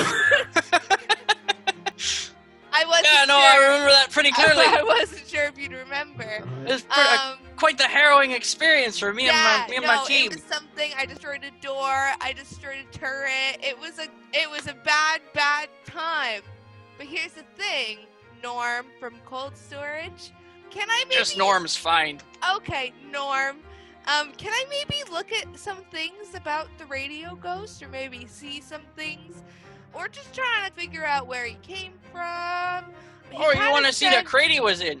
Yeah, he kind of said this really cryptic thing. He was like, "To be continued," and it freaked me out a little bit. So here I am. Huh. Yeah, I can show you where he was. Go with me. And so he heads out of the office. While Norm is bipedal if he wants to, he often like gorilla walks around like he's too big, like front-handed big paws. Yeah, this whole thing was like 50% for me to try to research the radio ghost, and 50% I just really wanted Felicity to meet Norm. He takes you down, and like Marissa, now that you're with Norm, just says, "I'm gonna wait here. I'm not really dressed for this. Neither are you. Don't take too long." Hey, will you be here when I come back? Because I have maybe a lot of questions for you. Well, you're not getting on the elevator again unless I am, so yes, I will wait for you, Miss Starnberg. Thank you. Okay. Norm is like, so we're making friends already, huh? Already know Marisha? Yes. Just met her on the elevator. She's my friend already. You make lots of friends in the elevators around here, eh? And apparently in cold storage, Norm, I consider you a friend already. Wow, that's very forward of you, but I appreciate it. You seem like a nice young lady. And you seem like a nice, furry man. Sure, we'll go with that one. You get over to the crate, which has since been, like, put back on the shelf it was on. He takes it off, sets it down, and then, like, with his bare hands, just pulls the lid, which is, like, nailed down off of it. Sets that aside. There you go. Now, Norm, do you know how, like, the things down here work? Or are you just, like, in charge of keeping them in their places? I pretty much just manage where things are in case something needs to get researched. And, if they're looking for, I don't know, some sort of rune off an artifact, or maybe they need to ask a question of some genie they got trapped in a perfume bottle or something. Thank you, then, for showing me this. Felicity would like to investigate a mystery. Okay, you're going to look at the old beat-up radio that's sort of in the thatched hay at the bottom of this crate? Yeah. Okay. Ooh, 12! Okay, what are you asking? Okay, so I want to ask what happened here. But in reference to, I kind of want to figure out how the heck did this thing get out? You see on the outside of this crate, even though Norm took the top of it off, that there are what look like, you're not really sure what to make of them, little markings and sigils that sort of crisscross and go all over the outer wood of this crate, almost like they were burned into it. You see that the radio itself is not really anything special. It just seems like an old 2-channel radio. How good a student is Felicity in school? How good of a student? Yeah. He's, like, decent. Okay. She's, like, B's, some A's. Yeah, this definitely looks like something you'd see on the set of, like, the Dick Van Dyke Show, or, like, maybe even earlier than that. Or rather, your question is, what happened here? Yeah. So, apparently, the radio ghost was in this radio, and he was in this, like, sealed crate. You're thinking the markings, they do kind of look like the symbols that were carved into that glass that was keeping the Thunderbird chicks contained. So whatever was up with this crate, it seems to have been, like, containing this guy within that radio. I'm going to turn to Norm. Norm is still right there. I assume he's watching me. Yeah. He's hanging out. Hey, Norm. Did anyone come down and ask you about the radio before the attack happened? Like, maybe a little bit before, or like a little while before? And I'm going to ask what is being concealed here. No, not really. That was the strangest thing. This thing's been here for a long time, before I even got the job, being the foreman. So, it's an old Eastey part of the collection down here. And, nobody questioned me about it or anything. Wasn't on any sort of, like, shipping manifesto or anything like that. Just sort of, I don't know. No one came down and saw it, or? No, best we can figure, maybe a forklift kind of bumped it, knocked it off, and that sort of did something to disrupt because he had to get out somehow. He did have to get out somehow. That's for sure. I'll say this, Felicity. Probably Whittaker would have told you, like, when they were down here looking at this with Norm, they found the crate tipped over on its side with this radio just, like, on the ground. Okay. And had said that right before all the radio ghosts actually went down, there was that figure of static that Norm or one of his guys saw and was like, hey! And then everything went crazy. Now, God, I don't know what else to ask, because none of these pertain to... If you just want to ask a different third question, that's fine. Sometimes it just makes more sense to be like, ask your third, who cares? Do I see on it any... Well, it was on the ground, so I had to pick it up and put it back in. Oh, no! Yeah, I mean, from what you can tell, the crate had been picked back up, radio put inside, nailed back shut, put on the shelf again. Okay. Even though technically there's no reason to keep it here, because you technically, or on record, have banished the radio ghost as far as anyone is concerned. All right, I guess that's what I'm going to ask Norm. I'm going to say, Norm, if there's no more ghost inside of it, because, like, you know, I killed it like a badass. Why is You don't it have to still brag here? to me or anything. I know most people that work here are pretty cool. I'm not trying to brag. I'm just excited. That's fair. That's all. Why do you still keep it here if it's just a normal radio now? Well, I don't really make that call, you know. I just keep the things down here that are down here. Oh, shoot. I figured out the third question I should have asked. You can ask it. What do you want to Okay. ask? I want to try to, because I encountered the radio ghost, right, multiple times. Yeah. I want to try to focus my magical energy and ask, where did it go? And if you want, I can roll for, because I really want to ask this. I forgot about that. No. I'll roll for tune in, too, if you want me to, where I could ask, where is the creature right now? Yeah, go ahead. 11. What does that get you? Oh, no, another 3 holds. Is it just more questions? Yeah, well, I can ask. I really just want to ask, where's the creature right now? You reach out towards this radio with your magic, and what happens, Felicity, is you get this feeling. You don't sense anything inhabiting this radio at this point, but as you're really focusing on it and looking at it and being like, what's special about this thing? And you actually see there's like a maker's label on the back of it as you're like turning it over in your hands and inspecting it. And it says that the radio was like made in 1946. And you set that down. You again are really trying to focus.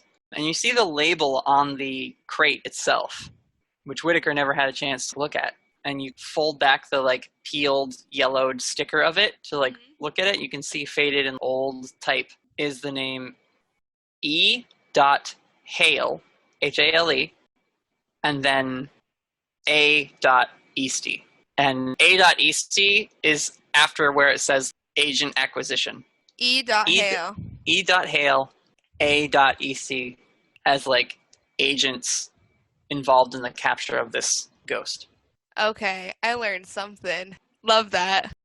I'm going to turn to Norm and be like, thank you. I'm really sorry that I took up your time. That's perfectly okay, you know. I'm here to help the people upstairs. Thanks. You're really great, and I appreciate you. I'm going to go now, though. Have fun down here in the cold. Hey, you know, it's a living. It's a living. Do you get dental? Oh, we all do, yeah. Oh, good. And I'm going to head back. Mostly I stay in-house for that sort of thing, and you see he, like, kind of fingers one of his, like, massive tusks that, like, stick out of his lower jaw. Yeah, that makes sense. You wouldn't want to go see a normal dentist for that now, huh? I don't, not really. No. All right. I'm going to go back to Marissa now. Okay. It's been real. Thank you for letting me look at the radio. Thanks for banishing whoever that guy was. Yep, some real good work. Definitely I banished him. He's definitely put that on your resume if you apply here. Maybe. You bid farewell to Norm, the friendly abominable snowman, and go back to Marissa, who is like sitting just on like a bench outside his office. Find what you were looking for? Maybe. Well, it's better than no. It is better than no. I'll have to consult with my fellow agents. But, like, I do want to talk. Let's go in the elevator because I'm freezing down here. It's chilly, yeah. It's pretty cold. They scan, you get in the elevator. And as we're going up, I'm going to say, floor? like, just like the lobby where Susie is, please. And I'm going to say, hey, listen. So, like, you said that you do, like, this magic stuff, and maybe you could tell me how to do the magic stuff? My brother and I are magic consultants, yes, here at the agency. I'm sorry. What? That's a thing?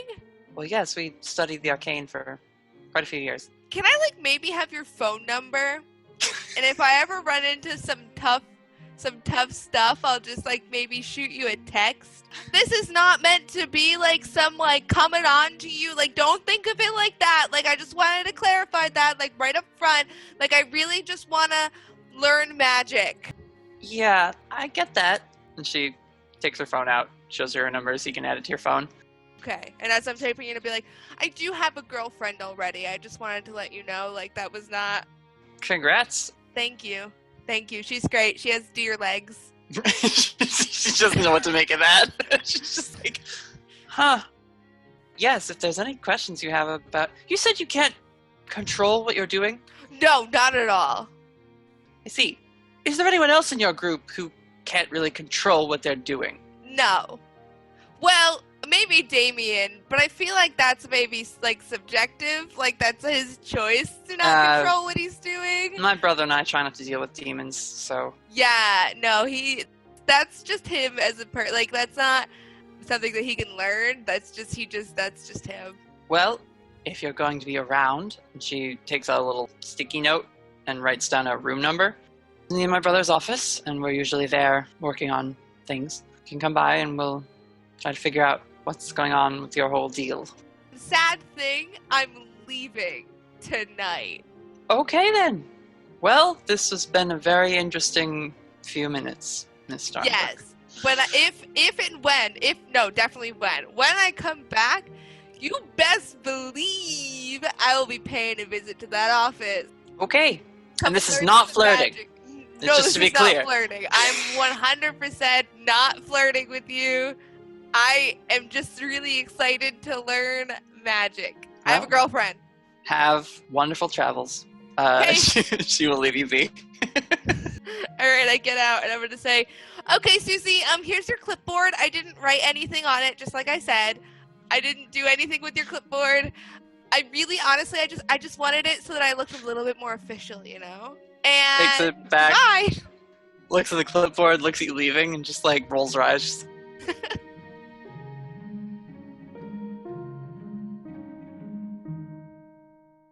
Whittaker, you don't get an assignment because you are technically pending assignment, and because of your tenure here, you can look at the list of open cases or potential cases to go investigate if you'd like to just pick one up on your way out of the headquarters and heading to drive people back. That would be excellent. Okay. There is a series of reported disappearances here in Portland. People have gone missing and then their bodies will show up desiccated. Yikes. Yeah, not great. But also there is a lead on a potential supernatural happening in British Columbia. Ooh. At a marina. And it says there have been reports of a creature being sighted in the bay there. And this has been like a hot spot for lake monster sightings. But there was an anonymous tip sent directly to the agency. You actually see by way of Norm, like Norm got an email about this and then just like reported it. But this anonymous tip said possible lake monster sighting. Sounds fun. And the place it's being reported from that it's happening at is sort of a spot where a lot of people go looking for these types of creatures. It's like a place where there've been multiple sightings. But again, this one came right to Norm's email and was like, specifically, this one is real. Or like, this seems legit. Yeah. How close is that to Maple Falls? Because I do got to get all the kids back home. I mean, it is north of... I don't know where British Columbia is. It is north of Autumn Falls, and it's essentially... Autumn Falls, not Maple Falls, sorry. Maple Falls is the real town it's based on. So yeah, there we go. This bay is just a little ways up into Canada from there. And Autumn Falls is an hour's drive to Canada. It's certainly not like it's no further than coming here to Portland. I mean... As interesting as desiccated corpses sounds, we should probably put some distance between us and Portland. Yeah, I mean, considering you are the most worried at the moment about your boss, who is most probably a vampire, bodies showing up is sort of the last thing you want to get directly involved with right now. Maybe we'll come back to that one. Yeah. Too bad, so sad for Portland. Sorry, Portland.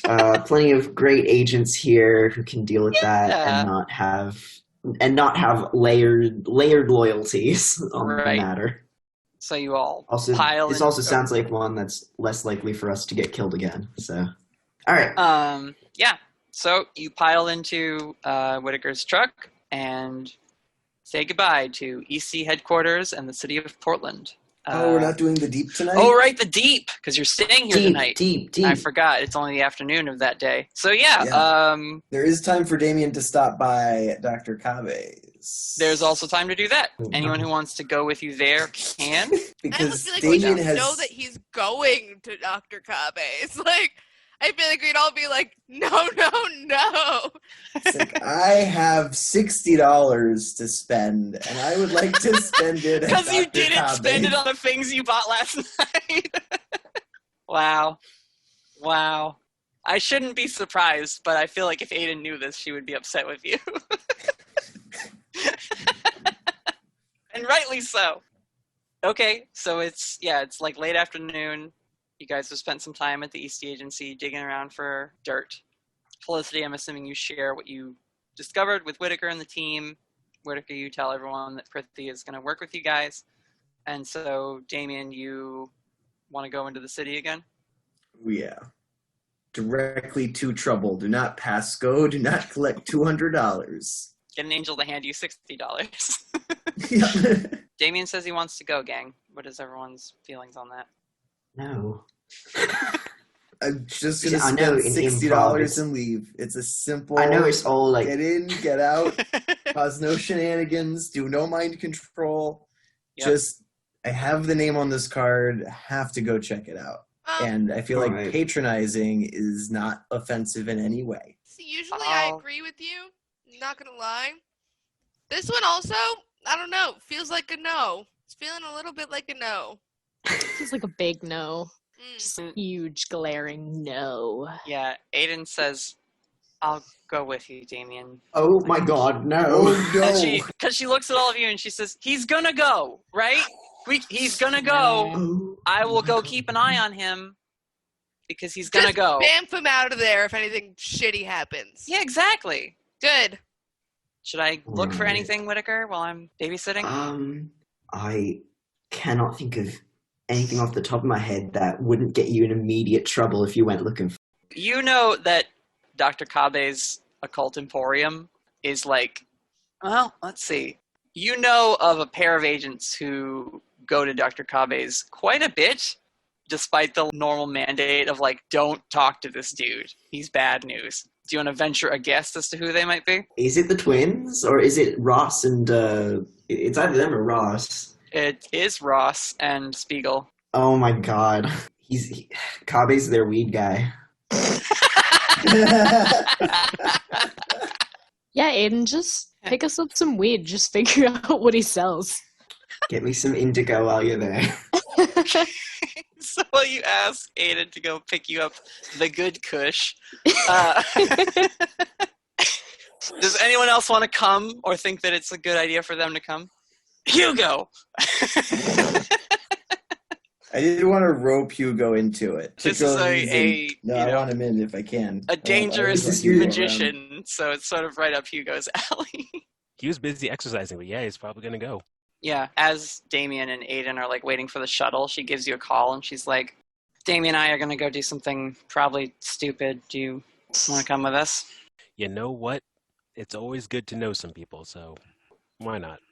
And then if Aidan turns around, he's literally just right there. Gah! Oh, wow, I understand how startling that can be now. Thanks for reminding me of that. Anytime, Aidan. Anytime. I love it. Love it. All right, the rest of you, are you going to do anything tonight? Are you all intending to go check out the deep? Are you going to go somewhere else? Felicity would like to check out the deep, but I would like to wait for an accompanying party. Yeah. I'm not about to go on my own. All right, so while you guys kind of hang out and share notes, Damien, Aidan, and Hugo head off to Dr. Kabe's Occult Emporium. The outside of it is very, like, Halloween decorated, but, like, year-round. Like, there's spooky spider webs and gargoyles and some neon lights that create skull patterns or magic rune circles, that sort of thing. And the front shop of it, when you first walk in the door, is very much like a electronic cigarette store. But there is a curtain behind that counter that you can gather is probably where the tarot readings and the other stuff happen. I'm going to roll something really quickly. Okay. Damien, I assume you're leading? Oh yeah, Damien's excited for this. So the guy at the counter, it's just like a dark brown beanie that's pulled down almost over his eyes, sort of messy hair poking out the back of it. He's got just like a tight-fitting black tank top and a lot of like metal bracelets and leather straps and things on his wrists. And he is jamming to whatever he's got in like a old Walkman. Hey, what's going on, my man? What's up? I got this card from this guy I met, and Damien's going to sort of like gloop hand a little bit when he flashes the Dr. Kabe card. Okay. The guy behind the counter is like, whoa, what is wrong with you? And like looks down at like a little pipe that's like still kind of smoking, but like not a lot. It's just like, I'm a magician. No. I'm a magician, man. I'm just fucking with you, dude. Is your hand back to normal now? Trick. Yeah, it's he just did it for like a quick second. Okay. Oh wow! Oh, I wasn't. I might be freaking out now. And Aidan is just like, "What did you do?" No Guy worries. seems totally freaked out by the fact that your hand just melted into green slime for a second. Yeah, I'm a magician. I do little tricks to try to get women, So don't mind me. I'm just trying to practice. But here, the card I found. I just wanted to pick up. You see, he like takes out like an e-cigarette and just starts like takes a hit off that. All right, I'm good.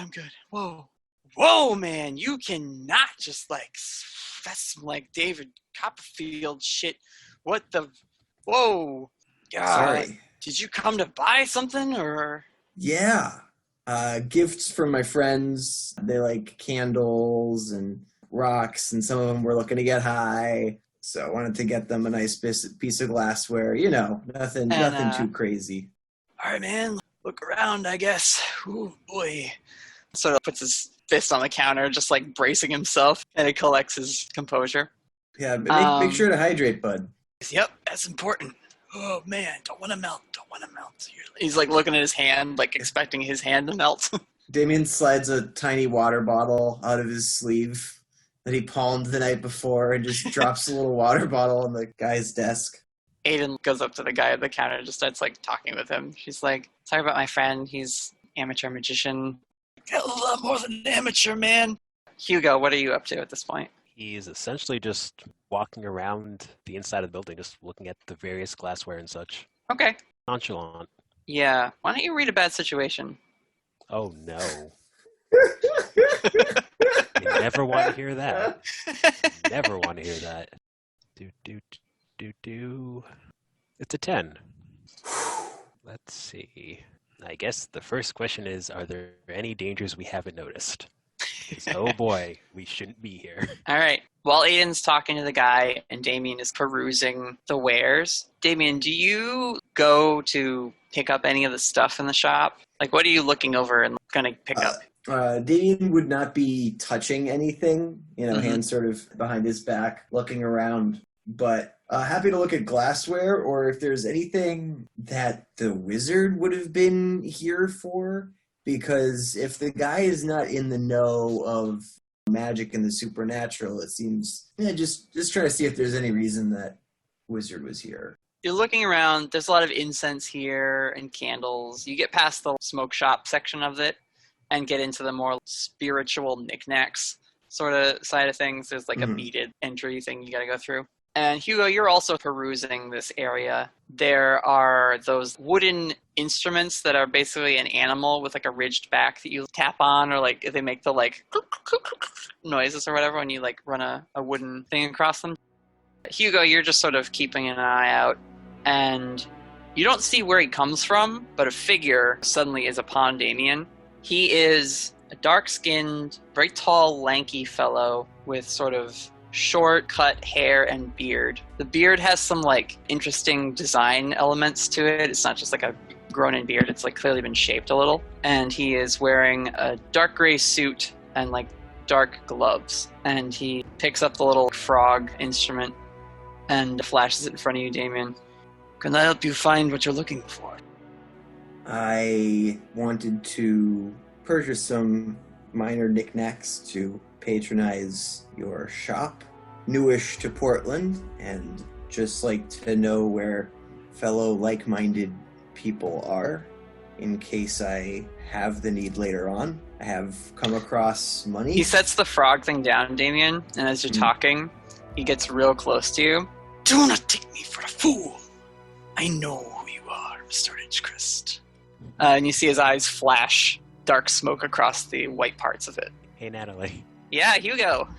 I have two more questions. I know. What are they now? I wanted to get that little bit in there. Yeah. Well, we already know what the biggest threat is, so that part's fine. What's the best way to protect the victims? You could talk to this guy and intervene. Yeah, let's go with that one. All right, what do you say to him? I'm gonna go up and tap him on the shoulder and go, excuse me, sir. Sir. I was wondering if you happen to have any incense? Turns back to look at you, and he calls out to the guy at the front desk. Eric, you're on break. And as Aidan's gotten this guy sort of calmed down, he's like, Oh, thanks, Mr. Kabe. Dr.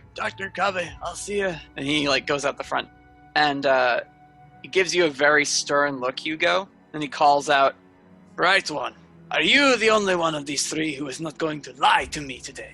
and Aidan slowly, cautiously parts the little bead curtain, and she says, We came to look into your shop because we found your card on an enemy's person. Do you want to ask another question, Hugo, from your read a bad situation? I'll probably save it. You see he flashes a big, toothy smile, and he says, Come with me. and you Do see, you have any incense? I mean, there's incense everywhere, Hugo. You can certainly pick some out if you need it. He briskly throws the curtain aside to that back room area. You all walk in. It closes behind you all without him touching it or anything. And back here, this room is lit in dark room lighting. It's red lighting. There's a very ornate cloth covering on a table that has different animal skulls and some old-looking coins, some wooden dice, jars and things on the wall filled with all manner of arcane ingredients, we'll call them. And he grabs a stool and swings it around and sits on it with his hands folded on the table. So let's try this one more time, huh? You come to Dr. Kabe. For what reason? The owner of this coat became a foe. I wanted to make sure that did not ripple out and continue to ruffle feathers. And if you have reasonable goods, I've got reasonable money and the ability to acquire much, much more. I don't want your money, Mr. Edgecrest. We deal in a different kind of currency here. Something a little more real. You see his eyes flash again like they're hot coals. Hugo, Aidan holds your hand subtly. She says, We're new to all this, but I get the feeling you're not. And he sits back, folds his arms, looks at her for a second. It's an odd way of putting it. For you, specifically. But yes, I know the city. So I ask again, what are you here to know? What's this currency you deal with? I'm used to dealing with money with humans. Someone who's interested in something more exciting is intriguing to me. You see he, from behind his own ear, pulls this gold coin that has a face engraved on it and plays with it across his fingertips. And he says, Information does not come cheap, Mr. Edgecrest. I am a merchant of stories. If you want a story from me, then you have to pay for it with one of your own. Did you kill Mr. Flint? I did not. He looked at me. He took out his own escape vehicle. He shocked himself. He told me his plan. And then he helped me capture him and tie him up. And he gave me his coat. Damien, can you just make a D6, like 2D6 roll for me, please? And, I want to be clear that Damien's body language has been very, palms empty-handed, hey, I'm here to make friends. I don't want him to think that I'm that threatening. That's a 7. Okay. He palms the coin, and it vanishes as he snaps his fingers, and a bunch of candles in the back of the room all light at once. And Damien, you start to feel this like creeping sensation. It's not physical because again, your body's made of slime. That's not sort of the thing that would bother you. But like there's this creeping in your mind, like something's running across it with many tiny legs. And you just start to feel incredibly uncomfortable. And he says, "That's 2 strikes, Mr. Edgecrest. A third, and I will ask you to leave and deal with your friends instead." I'll tell you right now, Damien, he did not like that you continue to mask the truth behind what you're doing here. Because Leon didn't give you his coat, you stole it. And he only did all those other things because you manipulated him with your demon magic. Hugo, I'll give you this one. You don't have to spend your ask on it. But you can see there is some smoke gathering on the floor of this room right now. And you see the shadow being cast by these candles. It's lighting up Kabe's form. But behind him, against the dark curtains, is just the shape of a massive orb weaver and a web. Oh, yay. Hugo's actually very happy about this. And he looks at you, Hugo, and he says, You come into my shop with a fallen and this one. I know you have stories you could trade. What story do you need me to tell you? Honestly, I don't know what story I need you to tell me. There's information that Damien would like, and he's trying his best to be honest with you. At least I would like to assume he is. He has no ill intent. He's just not used to these kind of things. I suppose I shouldn't expect him to tell the truth. One from the pit like him. He has his own way of telling the truth. It's subjective, you know that. What type of story are you interested in? He gestures that you should take a seat. Hugo does so. Okay. Kabe reaches out. You see now in the dark with the candlelight flickering, his form seems to be a lot more subjective to the, shadows in the room and how they ripple across him with the candlelight. You see him move one of his sort of long, lanky hands, which seems a little longer and lankier. And you see he starts letting some dice and little bone fragments and things, bits of sea glass, roll around in his hand as he, again, does that thing where they travel across the top of his fingers. He says, I am a merchant. You can offer me any story you like. It will be mine once you hand it over. And if you don't know which story you need, you can always trust Aranya Kabe to give you the one you need. How about a recent story? As best as I recall, the story that essentially led us here. The story that I'm assuming I can trust you to not trade away to the wrong people. Stories that I buy are mine. Stories that others need, I tell. Perhaps I should tell a different story then. He says, no, I'm intrigued. Certain stories I like to keep, and I'd much rather not forget any of them. How about this? The story begins with a young boy sitting on a dock. As the young boy sits there, he's looking out at the sunset. Eventually, the sun goes down, and the stars come up. He looks in the water, and he sees something reflecting. It sits in the same position as the stars, and he looks up into the sky. Doesn't see him any different. Looks back in the water. The thing that was in the water isn't there anymore. And he feels something behind him. He's not sure what it is, but it pushes him into the water. He surfaces, looks all around. He doesn't see anything. Suddenly, he drops down in the water again. And at this, he begins to panic. He tries to breathe, realizing, well, as soon as he opens his mouth, more water is going to pour in. And it does. Moments pass, and he's looking up, wondering if he's ever going to surface again. And he sees numerous bright flashes of light. Finally surfaces, looks around, doesn't see anyone, but sees a lot of blood in the water. The story pulls away from that very confused kid in the water to a person on a hill, and some pieces of metal on the ground beside them. They stand up, and they walk away. And the kid never finds out exactly what happened to him. Not the most exciting story, but a good one.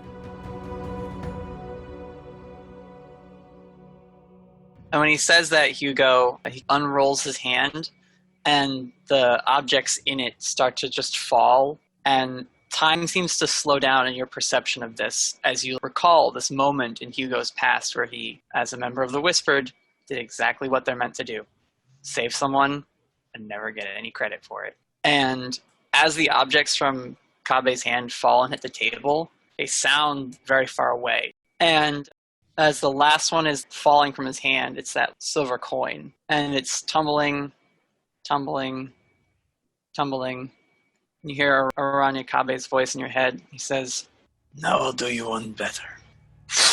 and your vision, Hugo, it's like you're out of your body, but there's no even sense of having a spirit or a body to connect to. You are now just aware of this story that's being told to you. You see a group of, not teenagers, but like young college-age kids driving in a van. And you see them pass a sign that says, "Welcome to Portland." You see they park their van somewhere and they take out a bunch of equipment. Looks like cameras and a lot of other things with like dials and knobs and almost looks like radar screens on them. You see they're outside of an old house and the group of them break in. They pull down some boarded up windows and climb inside. They're looking around. Their lights on their little headlamps filter through the dust that's disturbed as they move around this old house. You watch them make their way to like the upstairs portion. They split up. A few of them go this way, a few of them go that way. They've all got these instruments out that are beeping and clicking, giving off little pulses every now and again. And at one point, you're with one group, and as one of them is searching this fireplace mantle, the one behind them, something wraps itself around that person's mouth and face, and they are immediately pulled out of the room, down a hallway. It's so quick and so fast that the other person looking at the mantle doesn't even notice they're gone until they hear the of the equipment dropping. You turn around with their flashlight all of a sudden. What? And you see something snake out from the fireplace and wrap around this person's ankles and pull them up the chimney. Ah! You see upstairs the other two who are there. Did you hear that? We should go. We should leave. This is freaking me out. And you see they go to a window to try and open it, and it's jammed and stuck. More of this dark tendril stuff just seems to whip out and grab the person's arm and starts to pull them out of this room that they're in. And their friend that they're with grabs them and trying to like fight to bring them back. But they are pulled away and lifted up onto the ceiling and then dragged across the ceiling of this upstairs hallway until they get over the stairwell. Their friend is just screaming, horrified. Ah! Ah! The smoke swirls out of your vision. You're sitting down again, and that coin lands. You're going to need that story. Maybe not now, not tomorrow, but you will. You think to yourself, oh, but I haven't told you a story yet. And if you voice this aloud or whatever, he says, No, friend, the fee is paid. And he glances over at Aidan. And you, my dear, would you like to buy a story? Not today. Well, you will always be welcome here, Lightbringer. Glances over at you, Damien. And this one, are you ready to strike out, or are you done trying my patience? Damien just stands up and stretches. Look, I'm just going to get $60 worth of incense and be on my way. I appreciate your time, but I don't think I'm quite the storyteller you're interested in. It would take me too long, and my memory's not as good to give you the stories of qualities which you seek. And not really your own to sell, eh? I pick up stories where I can as well. He lets that statement hang in the air. Aidan gives you a glance and looks back at him. Pleasure doing business with you, Mr. Rashad. He puts a finger to his eyebrow and then gestures to you, Hugo. Slight nod back, with a quizzical look on his face. Yeah. Kabe calls out, Eric, these customers need to check out. And you hear the guy come through the door again. Take care, my friends. We're always open. Damien, you buy $60 worth of incense and Yep. I assume a pipe? What do you see? Yeah, just straight through one of each. My favorite thing is that little Aidan's incense holder. there to see him spend that $60. She doesn't say anything, but she knows. Okay, Hugo, you apparently traded something, but you now have this vision of a very dire circumstance that some group is going to go through. Yeah, man, first kiss story. Wow, that's something to trade away. I did what? I mean, it was just really, really interesting to go with the first kiss story. I thought it was really brave and really, really vulnerable. Damien, you are not allowed to pay, because as you say this to Hugo, you just hear, God! And you get flung from the shop. All the stuff clatters to the ground, and you see Eric, his eyes cloud over black for a second, and he just doesn't move. Damien, you're literally just expelled from the shop. You go ass over kettle and roll into the pavement. And Aidan just like quickly picks up the things, puts them on the counter, and pulls out her card. And she's like, we're still good, right? We can. And you see Eric's eyes like, and he's like, oh yeah, sure. And she pays for the stuff, puts it in a little brown paper bag, rolls it up. She looks at you, Hugo. She's like, let's leave. Okay. Right now? Yeah. And so you get out of there. Damien dusts himself off. Sorry, Hugo. I like to fuck with people. Aidan just glares at you. She's like, you are not allowed back there, ever. Yeah, I got that. Hugo's going to actually take down this address because he wants to remember this place. Yeah. You guys manage to get your way back to the Eastey Agency. You meet up with your group. So when you guys get back to the agency, do you want to say this is where you all pile into the truck and sort of drive north for Autumn Falls? The deep. We're gonna do the deep, baby. Oh, the Were we deep. gonna do the deep? Yep. I'm just trying to get you guys out of the city so you stop getting in trouble. But it's so much fun getting in trouble. All right. Yeah, let's just save it for next time.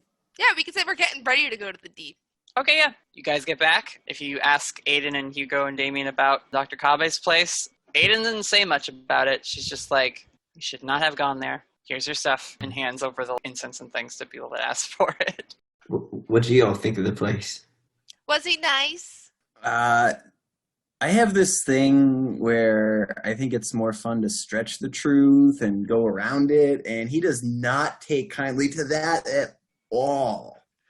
Not even joking around. I feel like he would love me. Yeah, he and I did not vibe. He was much more up Hugo's alley.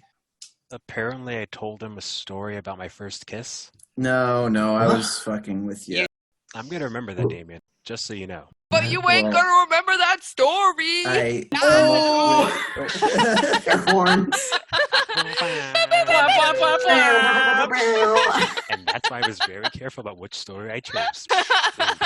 I hope that you find an equal opportunity to misinform me and then tell me the truth 15 minutes later. Damien, you don't know what story Hugo told. And neither does Aidan. Yeah, I figured that would be. That kind of whole exchange happened between just the two of them sitting at that table. So it totally makes sense that you would like fuck with him and be like, you told him about his first kiss or whatever. But Hugo, you can remember your first kiss if you've had one. And so... Wow, rude! We don't want to assume! In this house. We do not assume. So your friends went to a strange place and don't really seem talkative about it. And you're all gearing up to go to an even stranger place, potentially, as you prepare to check out the deep in your last night in Portland before heading home. And that's where we'll leave off. Listen, I think we learned something about I'm Hugo. fucking hyped for you to read this F-chat. Well, F-chat was pretty fired. I will read the F-chat. Thank you all for listening. We will see you next time.